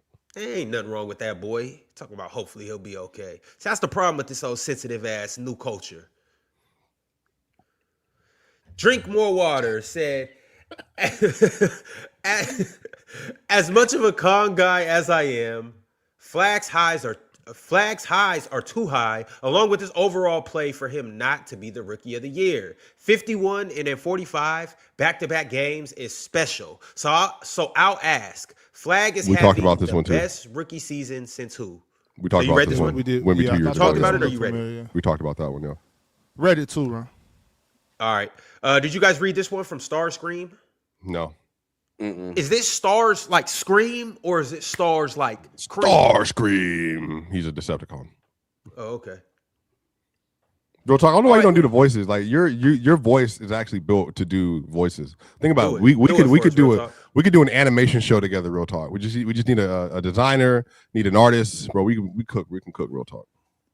I mean, anything I do, we could play tic-tac-toe. It would get more than 1.9K views. I don't know what that's referencing. Don't worry about it. Shout out Did my I man. miss Real. something? Not you. Not anything. This isn't with you. This isn't. Shout at you. This a pin? I don't know. I'm sorry. I don't know. You tell me. I know who it's. I called you about your lapse of judgment, by the way. You know that. I called you. Oh, that about that? I'm not in that. I'm not involved. Yeah, I don't know. But by the way, bro, I don't think people realize 2,000 people is a lot of people, bro. Sometimes I think about that to myself. I'm like, if you put 2,000 people in a room and they were listening to you, that's a lot of people, bro. Like I think sometimes we get lost on that. And so is 3, 4, 5, 6, 7. Yeah, I think that is, and I think people forget. And actually, Dave pointed this out to me when we were in Los Angeles. Like, if you get 20,000 views on a stream, like that's the Madison Square Garden. You know what I'm saying? It's like, when you watch it. Yeah, nigga, I sell out the Garden on a daily. Oh, nigga, shut up. Well, they paid $200 to get you out the Garden today, so Facts. That is true. And then they pay $10 to get me back in. The price of admission in that. So you're still down $190. I'm just saying it's not That's hard. basic economics, man. Well, I mean, like, what is like? Never mind, bro. You guys are all running at a deficit. I know y'all numbers. You guys are all running at a deficit. A deficit of what? I don't know what he's about to say. I know you niggas is broke He because I about know to what you get a charge. call from the back door. I know that. You attention deficit disorder. Nope. You know what? Let me stop. Yeah, you might want to stop. You got to remember, we about to see you in 4 days.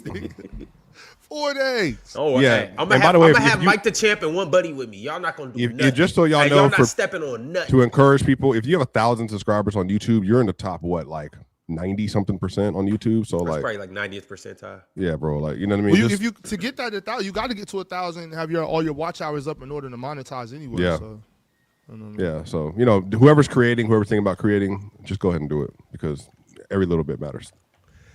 Yeah, what I was saying isn't to discourage anybody, by the way. That was just it was an individual subliminal for whoever needs to have the subliminal. So not cool, real talk. So not cool. Right, us, hey, real talk. We can't all be like you, real talk. Us small content creators, we're trying. Please. Starscream said Jokic 37, 11, and 9 versus Wemby with a 5-2 record. Yet Wemby still calls him the best offensive player and not best in the world. Is that Wemby being salty or confident in himself as best in the world? I personally think it's confidence. I do think it's funny though, because Wemby, I like the way he thinks, but he does need to do something about that guy at some point. I mean, Wemby better than Jokic, and he believes he's better than Jokic, and he should believe he's better than Jokic because he's better than Jokic. So, Shouts. But before we read any other super chats, I've taken too long to shout out my man Cheese, and you guys know why I'm shouting out the GOAT Cheese. Not only because he's a Hall of Famer, but because he gifted 10 Players' Choice memberships. Shout out to Cheese, and shout out to the 10 people that he gifted with memberships. If you got a membership this episode from Cheese, drop a cheese emoji in the chat. Thank Cheese, and keep going, Cheese. You really the one. All right, the next super chat is from I Am Justin Miller. Justin said, "Great morning, gentlemen. How are we doing today? I just want to know, what was your thoughts on South Carolina versus UCLA women's championship game?" W Colorado. I completely forgot they're both from Colorado. So shout out to the Betts, man. Who? It's both from Colorado. Betts. I know Lauren Betts. Oh, Lauren, okay. I forgot her sister. Yeah, Sienna. Yeah, and their little brother too. Damn. But I mean, we spoke on this already, kind of briefly about it, and I just like it was pretty much dominance from beginning to end. You could tell that those young women from UCLA, all the seniors, they had no intentions on leaving that game without their hardware. Like they were playing they were a little faster to the ball. They were a little more aggressive on rebounding. They were a little more aggressive going to the basket. They were knocking down open shots. They were not going to lose that basketball game. And honestly, I don't think Coach Staley was ready for it. I think she kind of didn't adjust, and I think that was a game for her. I spoke on this yesterday. I think I messaged y'all in the chat and even posted about it. This was a game where you got to let Tanaya Latson do what she does. This isn't a game for you to try to run all your stuff and try. No. This is the time where you let the young woman that led the country in scoring last year score the basketball. This is my personal opinion. I think it was a time for her to let Tessa shoot the ball and let Tanaya score the basketball. I agree. And let what I'm saying, and just go off because I think she outcoached herself. And I think Coach Case kind of, let her girls do what they do. And shout out to Lil Jaime, she was balling. Shout out to Lauren Betts, she was balling. And just last thing on this game, UCLA was just a better team. They were the best team in the nation. They were 26 or 36-1, I believe. Yeah, they only lost to Texas. That was the only game they lost, and that was back in like December. Yeah, UCLA, like how I said last week, they are a well-oiled machine, and And on top of that, Ron, the hell with all that Big Ten shit, man. That's Conference of Champions. You know what I'm saying? That is a Pac-10. That is a Pac-10 championship. I don't know about all this Big Ten bullshit. Stanford in the ACC, man. Shout out to the Conference of Champions. They also would have beat the brakes off UConn too. Hell yeah! If UCLA played, it would have been worse against UConn. They would have beat the brakes off UConn too. The only team that could have beat them for real was Notre Dame. But next super chat, MP13 said Luka needs to sit down. We don't need another Harden situation where he rushes back from a hamstring injury too early, and it damn near takes an entire season until he's back to normal. Again, that's the responsibility of the franchise. I don't know, like even Swiper's been an athlete before. Everybody's gonna try to come back and play. Even Swiper. As soon as no, I'm saying. I know. I'm kidding. I'm saying like every athlete's gonna try to come back and play, especially once you hit like important game time like the playoffs. You're gonna do everything in your power to try to come back and play. Now, again, it's the responsibility of the franchise to tell you, no, you're not clear. We're going to sit you down. It is what it is. Robot Rashad sent through $9.99, and he got a trivia question for us. For all of our audio listeners, turn the volume up. Robot Rashad said, I have 0 rings and MVPs. I dribble the entire clock out. I love complaining to the refs, and I can't play defense. My wife and kids left me. Who am I? Could have left that last part out, dude. But we know who you are. I don't know. I have no clue. Well, I'll let the chat figure that out. I'm a grenade launcher. Wait, bring that super chat back up. Did it say anything about championships? Yeah, it says 0 rings and MVPs. 0 rings, MVPs. Chris Paul family still intact. I don't know that. James Harden. Jerry Harden got MVP. Yeah. Okay. And he got MVPs. He got MVPs. That's right. Shout out to James Harden. Eric Espinoza said, what up, fellas? This loss suffered by the Nuggets still stings, but Joker showed the world why he's the best. In my opinion, I feel a healthy Aaron Gordon is pivotal for the Nugs to make a deep run in the playoffs. Go Spurs, go. Oh, Eric, shout out. Yeah, I talked to him on Twitter Spaces. Did the first one in a long time. Shout out to the Spurs, man. Like I said, all love for the Spurs. Always. $9.99 from No Cap Prince said the NBA is healed. 30 is back. Tell them YNs in Oklahoma City to get down or lay down. You gotta lay down. If you lay down, you stay down. Bro, OKC might have to run through the Warriors and then like Houston on the way to the WCF, and that would be hilarious. OKC is not concerned that would be about hilarious nobody at all. We have to play them tomorrow. Jesus Christ. Good night. Is there a legal way to forfeit a game? Night. No, just take your licks like a champ, man. Is there a legal way in the NBA to forfeit a game? We might as well what is the point? What's the point? What's the point of I think it's on national TV too. Just to say you went out there and played a game? What's the point? Can we just forfeit the game? All right, Kerry Makora or Care Imakora. Either way it goes. Care Imakora said, my Demon Jokic got Shea the MVP and is going to knock the Spurs out of the playoffs.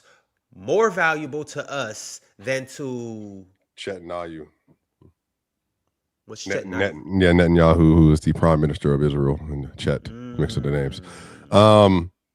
Yeah, man, I will say Jokic, having a break in the middle of the year and then like ascending as the year gets later.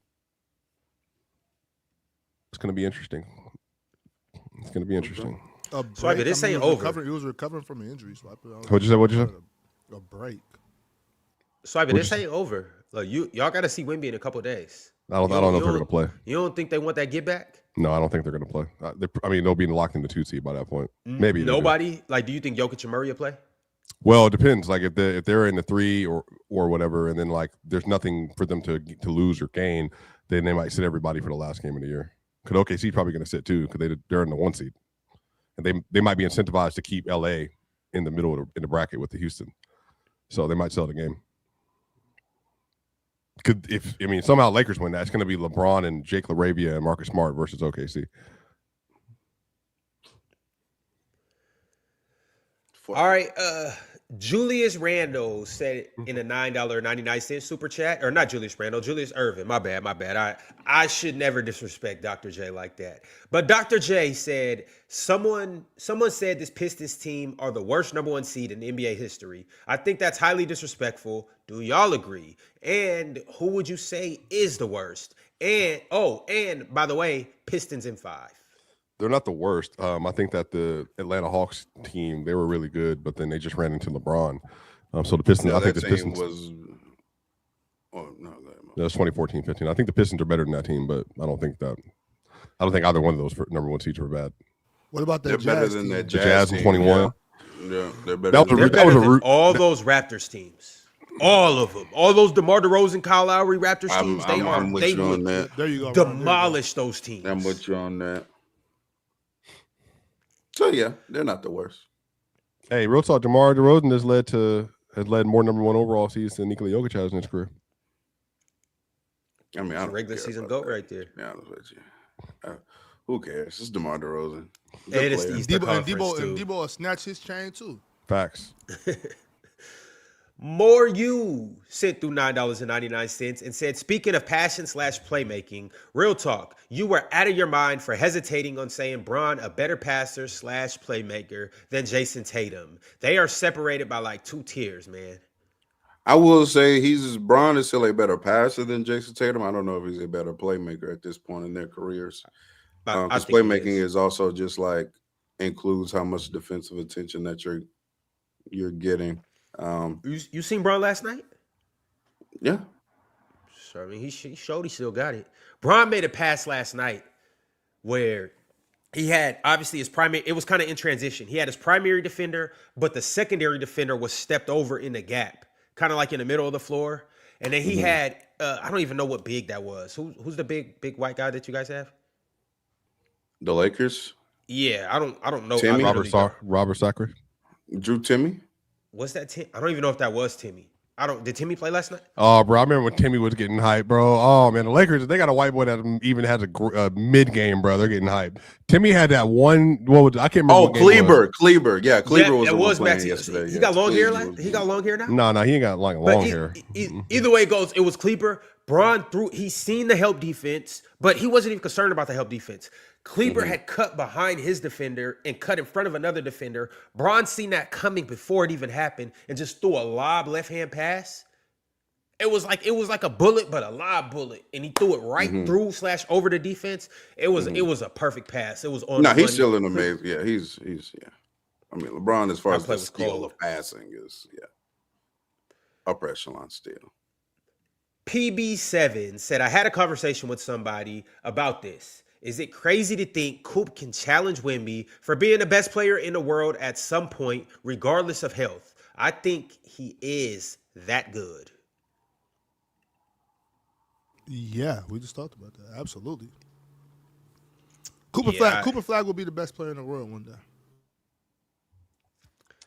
I can't push back on that. I think Coop is that special. Okay, I will. I guess I'll be the bad guy. You say he's going to be the best player in the world? I want to see, because we are just like assuming. Look, I don't want to leave. Here we go. We don't have enough time. No, because it's like I do know we've been here before to where like we've seen some young phenomenal generational player, and then we cast off these predictions on them and speak on it like we know it as fact. But then like sometimes stuff just doesn't go as you think. So I'm just not going to completely rule out the possibility of Cooper Flag potentially being the best in the world. Like one player that's definitely going through that right now is the young man of the jersey behind me. And people like try to forget how people were talking about Luka Doncic in 2020. But I was there. I was old enough to remember because he was in year 2 averaging like 28, 9, and 9. And people were just like, oh, yeah, he's going to win multiple MVPs going forward. He's going to have stretches of being the best player in the league. And, you know, yeah, it's just he ran into a bunch of demons. Hasn't happened. So yeah, ran into a bunch of demons. We'll see what happens. We'll see what happens. As the in NBA 2033, Cooper Flag is going to be so good, it's not even going to be funny. All right, I want Swat. to see that, man. God damn. Trey Ray sent through a super chat and said, why did the Spurs not go to Fox/Wemby or Castle/Wemby pick and roll more? I feel like it would have been better than the two guys struggling to ISO. Also, Nashville keeps growing from money. That should go to Memphis. Or Nashville's growing from money that should go to Memphis. It's an economic talk, maybe. Yeah, I do agree with that first half too. The Spurs went away from ball movement, attacking Jokic in space, put him in action, and they just went to Wemby ISO ball against Aaron Gordon. He was getting clamped. You know what I'm saying? Best player in the world this past weekend got clamped. Everybody in the chat to many people, and it was rarely talked about today. By the way. So, again, I just want y'all to notice the PR that this young man has right now. I just want you to notice. The best defender ever, the 8-foot tall man with a 9-foot wingspan was getting fried, and we barely talked about it today. In all these other great defensive players who would have been on their ass 1,000%. But, hey, Wemby gets cooked, nothing. Right? Wemby gets crazy. Clamped for to close the game. Nothing said. Nothing said. Cool. All right. Any more hate, or are you done? It's not hate. I'm just noticing the differences. That's all. All right.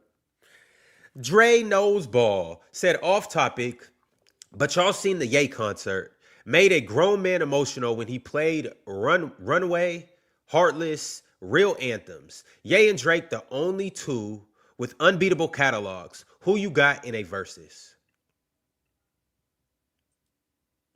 Kanye's watching any rapper ever in the verses. Ever? Verses isn't just about who raps better. It's about who's made better songs. I don't know if he. Yeah, I don't know if he washes Jay-Z, and I don't know if he washes Drake. He is washing Jay-Z. He's not washing Jay-Z. No, he's not. Well, it depends how long is the verses. The verses is an hour. It's 20 typically. songs. So, yeah, he's not washing Jay-Z in 20 songs. He's just not. What is Jay-Z playing in response to All of the Lights?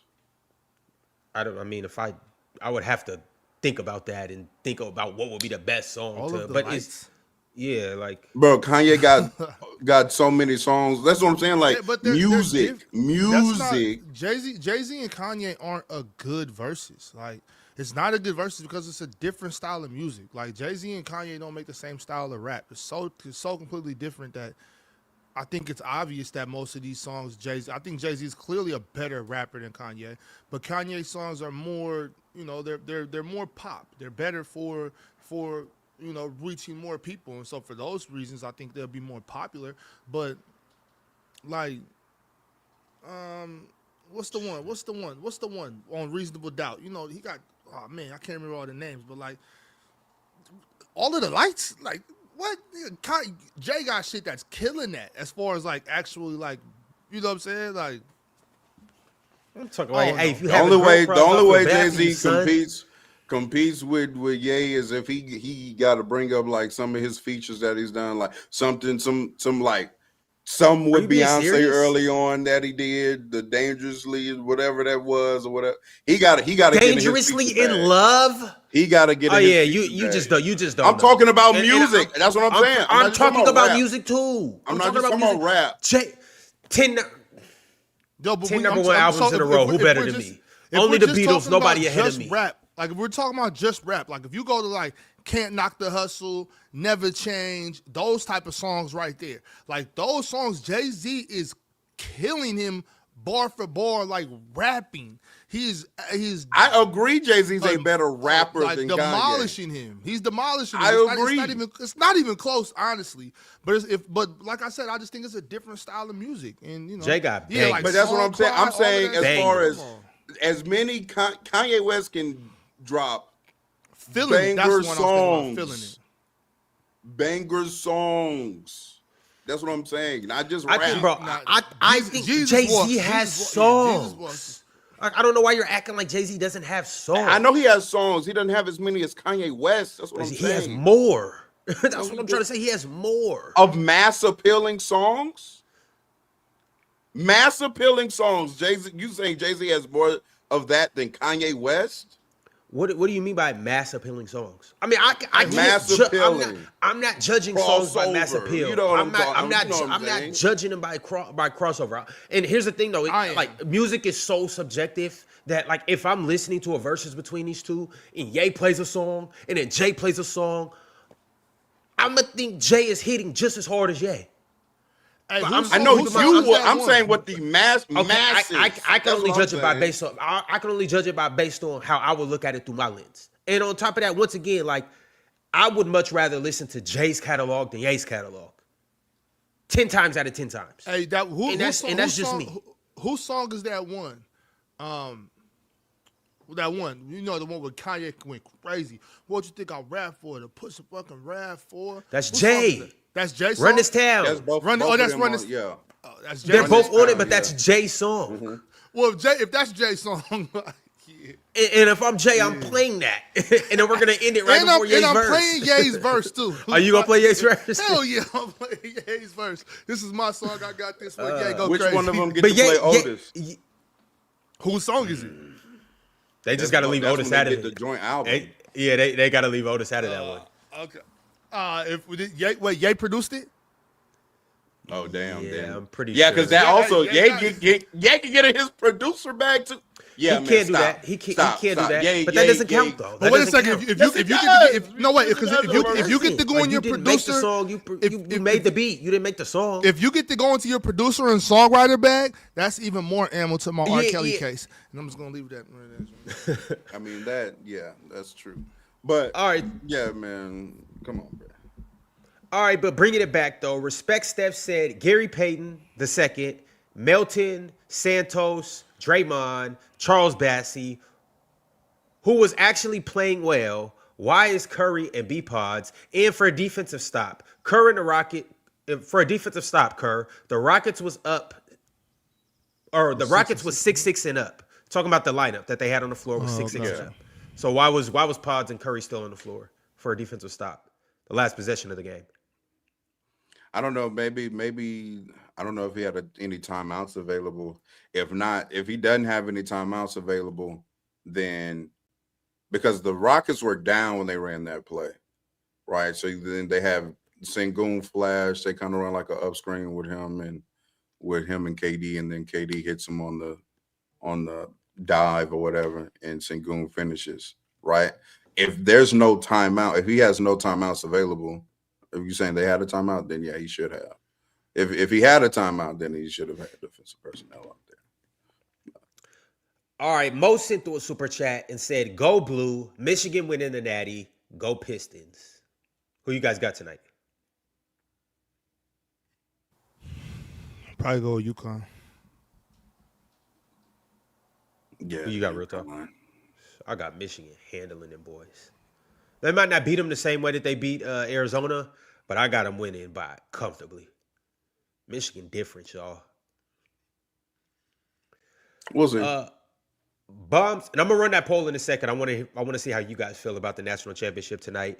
But Bombs Away 221 said, as an OKC fan, can't even lie. Luka getting injured is a blessing for us. It might put Denver in the 3 seed, so they can take out San Antonio for us.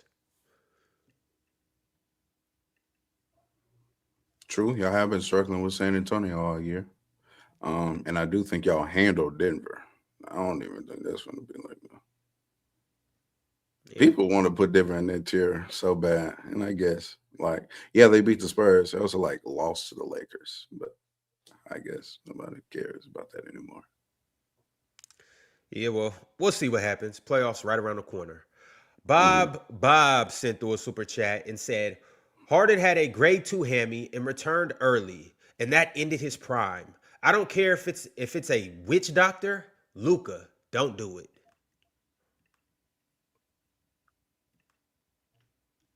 Yeah, well, We'll see. we'll just have to see. Yep. J718 said Steph is a bad MF.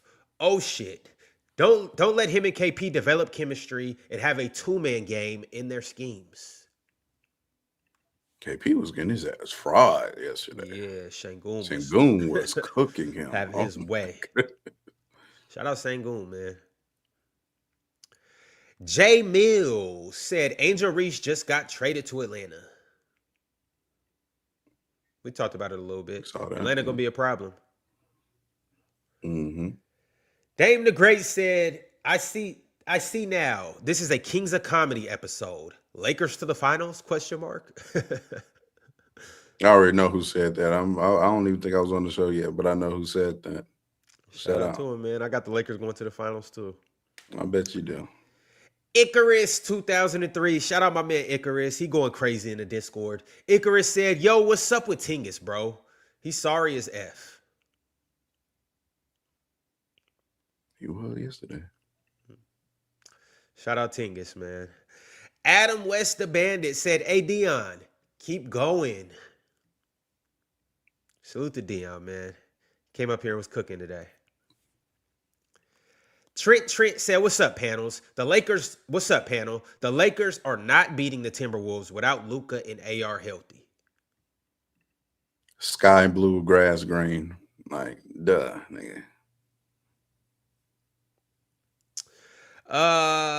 Christos Karasoulis said, real talk is a snake. Stay on that side. Flip-flopper. Knicks versus the panel. Knicks versus the world. Goofies. Mm-hmm. Messi sent through a super chat and said, bring my GOAT Ron back. Thank you, Messi. You summoned me back onto the panel. If it wasn't for you, I would still be in the shadow realm or wherever I was at. You know, I appreciate you for bringing me back. Spanish Jose TV said, if you replace Boris Diaw with Draymond, do we get the same outcome? Huh? Boris Diaw is so much better than Draymond Green. It's not even funny, bro. It's not even funny. It's not funny at all. I'm not even engaging in this. Offensively, Boris may be better than Draymond, but you don't get the same outcome because Boris doesn't provide that same level of defense. So, and on top of that, Draymond's early defense was so hyped. Like Andre Iguodala was doing most of that. You trying to Clay tell helped you. a lot too. Like they Clay were a good too. defensive unit, but yeah, probably not. They probably still get a ring or two though. And if KD goes there, they probably still get them 2 rings. But if I don't know about the other absolutely two. Get those 2. Yeah, I don't know about the other 2 though. They get that 22 one as well. I don't know about that one. That boy said Boris not even better offensively. Y'all need help, bro. I don't know what spell Draymond has y'all under. Those kids are like 19. They never seen Boris Diaw. Respectfully. On top of that, 16 too. All right. Well, Boris, they get 16 too. Luffy Gearforth said, all right, Ron can come back, but I'm going to need him to put a Pritchard jersey on soon. We're going to be in Portland. You know, I might have to put on that Pritchard West Lynn jersey. You know, I might have to take it back, put on that Peyton Pritchard High School jersey. You know, what y'all know about West Lynn Pritch? Man, I'm telling you, them West Lynn girls, bro, they are so good. They got the Buse sisters over there. They are so nasty, bro. I can't wait for this next season. I wasn't exactly sure what you were talking about, but you're actually talking about, okay. Gotcha. Yeah. These are in high school. Yeah, Yeah. Definitely talking about basketball. These girls, they are amazing, bro. They got one of them's going to be a senior this year, and I think there's 3 of them. This year, I think they're going to be senior, junior, sophomore.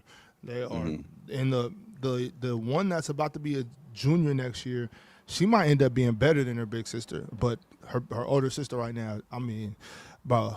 If y'all are ever in the Portland area and you are around during high school basketball season, get to Westland.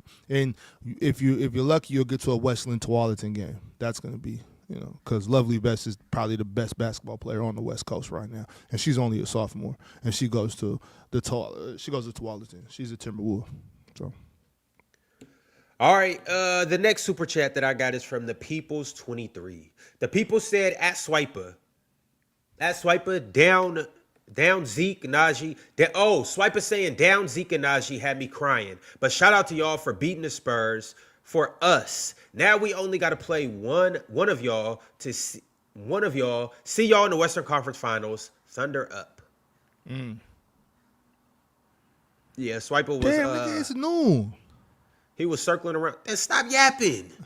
You've been yapping for 4 hours. But Swiper was talking about in his little rant about them beating the Spurs. He was talking about, we're down Zeke, Najee, and other buddy. I don't even remember his name. Spencer Jones. Yeah, he was saying we're down Spencer Jones and Zeke, Najee. Like, yes, like they was down Chet and J-Dub or something. I don't think y'all realize how funny Swiper really is, bro. No, I don't realize how funny Swiper is. Yeah. The next super chat is from King's Ransom 444.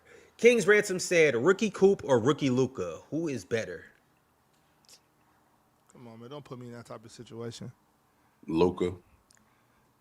Don't put me in a situation where I got to tell the truth, y'all. I think y'all know where I stand on this. I actually don't. What Coop? Cooper's ridiculous. I don't think y'all understand really how good Cooper is. I don't think it's really going to register until and I think part of it with Luka is too, we've seen what Luka's become. So when you go back and think of rookie Luka, you put him on a little higher pedestal than maybe what he was. But I really don't think y'all ain't going to recognize how good Cooper is until year 3 or 4. Now you guys gonna be like, yo, this is Ron. This We is different. were all here. The chat was here. We were all here. Ron, you talking about y'all don't know? We've been trying to tell you for 3 years. And I'm telling you. I was trying to tell you. Everybody's been trying to tell you, and now you up here talking about we don't know. And I'm telling you guys, based on what I've seen in 2026, you guys didn't take it far enough. And as of right now, I'm taking it as far as it could possibly go. Cooper Flag is ridiculous. So, Ron, is this like that Sacramento thing when I tried to tell you? Yeah. I'm still mad about you for that. Still mad about you or at you. The next super chat is from Win Cincinnati 09. Win Cincinnati said, since we talking about rookies, D Wade was better than Bron and Carmelo as rookies. Absolutely. Shout out to Con and Coop though. Absolutely. I've been trying to tell y'all it took a few seasons for Bron to be better than him. It took a few seasons it took a couple seasons for Bron to be better than Melo, and it took about 4, maybe 5 for him to catch D Wade. And I'm just gonna put that down and back up and walk away. I've tried to tell y'all this before. Y'all don't be listening. He was better than Carmelo Anthony as a rookie. He wasn't. He was a better basketball player. But even if I give you rookie year 2, Bron. Yeah, by year 2, Bron was out of there. Yeah, clears. That's Bron, not a conversation. that year 2 jump was insane. Yeah. And in year 3, leading the league in scoring, and then year 3 he led the league in scoring. Yeah, by year 3 it was a wrap. It was 100% a wrap. Wade was much closer than Melo, though. I will say that, but he was better than both of them. See, but this is the thing. Once he caught Wade, and then Wade took another leap too. So he got here with Wade, and then Wade said, "Ooh," and then it took him about to 2010 to catch Wade again. They were both insane in 03, in 06. So in their 3rd year in the league, Melo kind of his 2nd or 3rd year, he had kind of plateaued from his rookie year. He got better, but he didn't really take a big leap. But year 5, 4, 5, 6 for Melo. Melo then like took that leap into becoming like one of the best, legitimately one of the, like a top 3 I mean, scorer Melo in the was NBA. still for sure worse than the other two, though. Yeah. Yeah, Yasir Ali said the Celtics winning it all. IDGAF. Oh, I don't give a fuck. Oh, okay. Yeah, I'm cool with that. Luffy Gear 4 sent through another super chat and said real shit about Wemby, real talk. Ant got the same PR. The media let certain people get away with certain shit. Tatum and Luka don't get that type of treatment. Wemby also is just better than Ant and Jason Tatum have ever been. And Luka, the PR that Luka gets is primarily based on the fact that Luka does the things that he does. great players such as get slander, Ryan. yeah, but Wemby gets no criticism. understandably, he's in his third year. Like none of these guys were getting. Players don't typically get slandered in their third year because they're still young, they're still fresh. You haven't become accustomed to seeing them on a night-to-night basis. All I'm gonna say about Luka's PR is all of that is brought onto Luka by Luka based on the antics he does. Nobody complains as much as Luka. Nobody does the things that Luka does. Nobody has a lack of effort the way Luka does. Like Luka brings that on himself as a superstar player. But as somebody said earlier, y'all had the conversation. At least Mars and many in the chat agreed that we can't compare anybody else's year 3 for the most part to Victor Wembanyama because some people are saying that he is the best player in the world, and so that to me usurps just young year 3 player. If you're the best player in the world, then you have to meet a standard at all times. No, it doesn't matter how young you are. I agree. And so if you don't, and people, especially if your strength is defense, and these other great players get slandered and criticized, then you can as well. Victor Wembanyama gets protected. It's like no matter what, he is protected by all. It's nothing he can do. He's wrong. not protected because you guys come up here and do your job. Protected. You come up here and say Cooper Flagg's better than him, and you come up here and point out every deficiency in his game. So from you guys, Victor Wembanyama gets all the negative PR that he deserves. Not negative. It's not negative. Shout out to all the 30,000 people that end up watching this video. You two came up here and did your job today. Good work, fellas. That's not. And Good I didn't work. say anything. No, that's not fair. It's not negative. It's just. It's not fair. You're right. It's not fair. Respect Steph said, yeah, real talk. He had a timeout. Kerr just in love with small ball. It's insane. Yeah, that was dumb. If he had a timeout, then that's not smart. I told y'all Kerr's a bad coach. All right, we have a few more new members that I do want to shout out. Chosen One XD became a YouTube member today. Shout out to Chosen One. The Black John also became a YouTube member. Shout out to the Black John. We got another YouTube member by the name of Will Then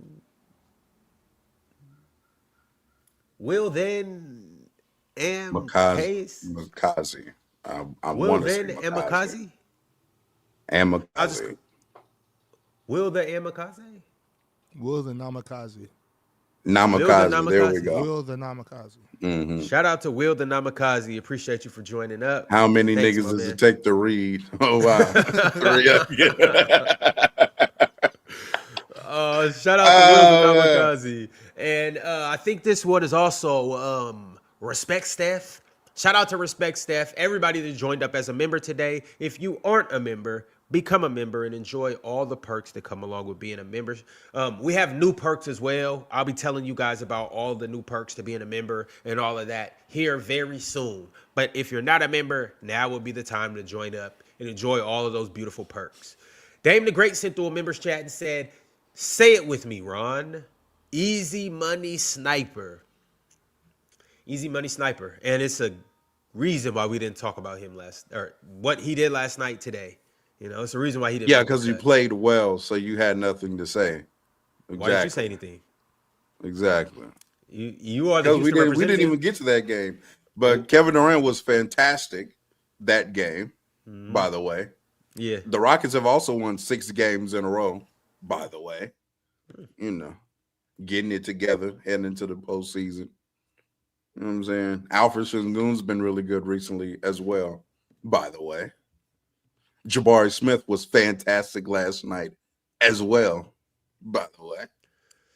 Shout out to the Rockets, man. I hope they can handle the Nuggets in that 4-5 game.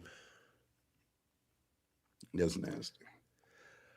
Ashton Martin said, Ron paid me to say this. Dub Ron, dub host, dub panel. It's my burner account. Shout out Ashton Martin. Multi Kenny, who is a Hall of Famer, had glaze in a members chat. Multi Kenny said dub swiper for his analysis of the game. Respect to it. Also, hamstring issues are very prevalent in my track world. So I've done a ton of research in undergrad regarding it. With the type of exertion and demand Luka has, I don't like him playing. It's a fair point. We'll just have to see, man. I don't know. Honestly, I don't think he's gonna make it back in time. I really don't. I don't think he's going to play either. I just think he's going through every avenue he can to try. Yeah. And I don't have a problem with that.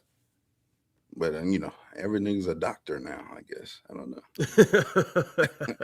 Barely that. The problem is that he's going to go see specialists. Like, I don't understand what's the issue? I don't get it.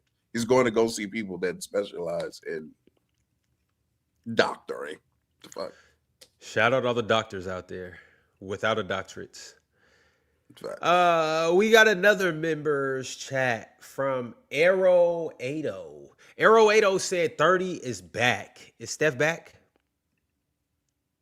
He look like Excited to see you in the play-in, Steph. Maybe you could win 2 games. It is Steph Curry. I wouldn't be surprised if he was to do that.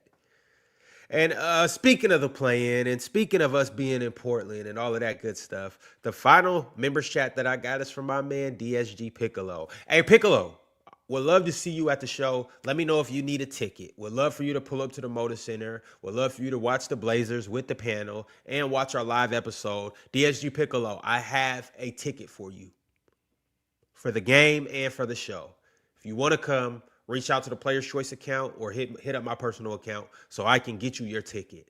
But DSG Piccolo said, Curry back now. My team can miss the offs. Thankful. As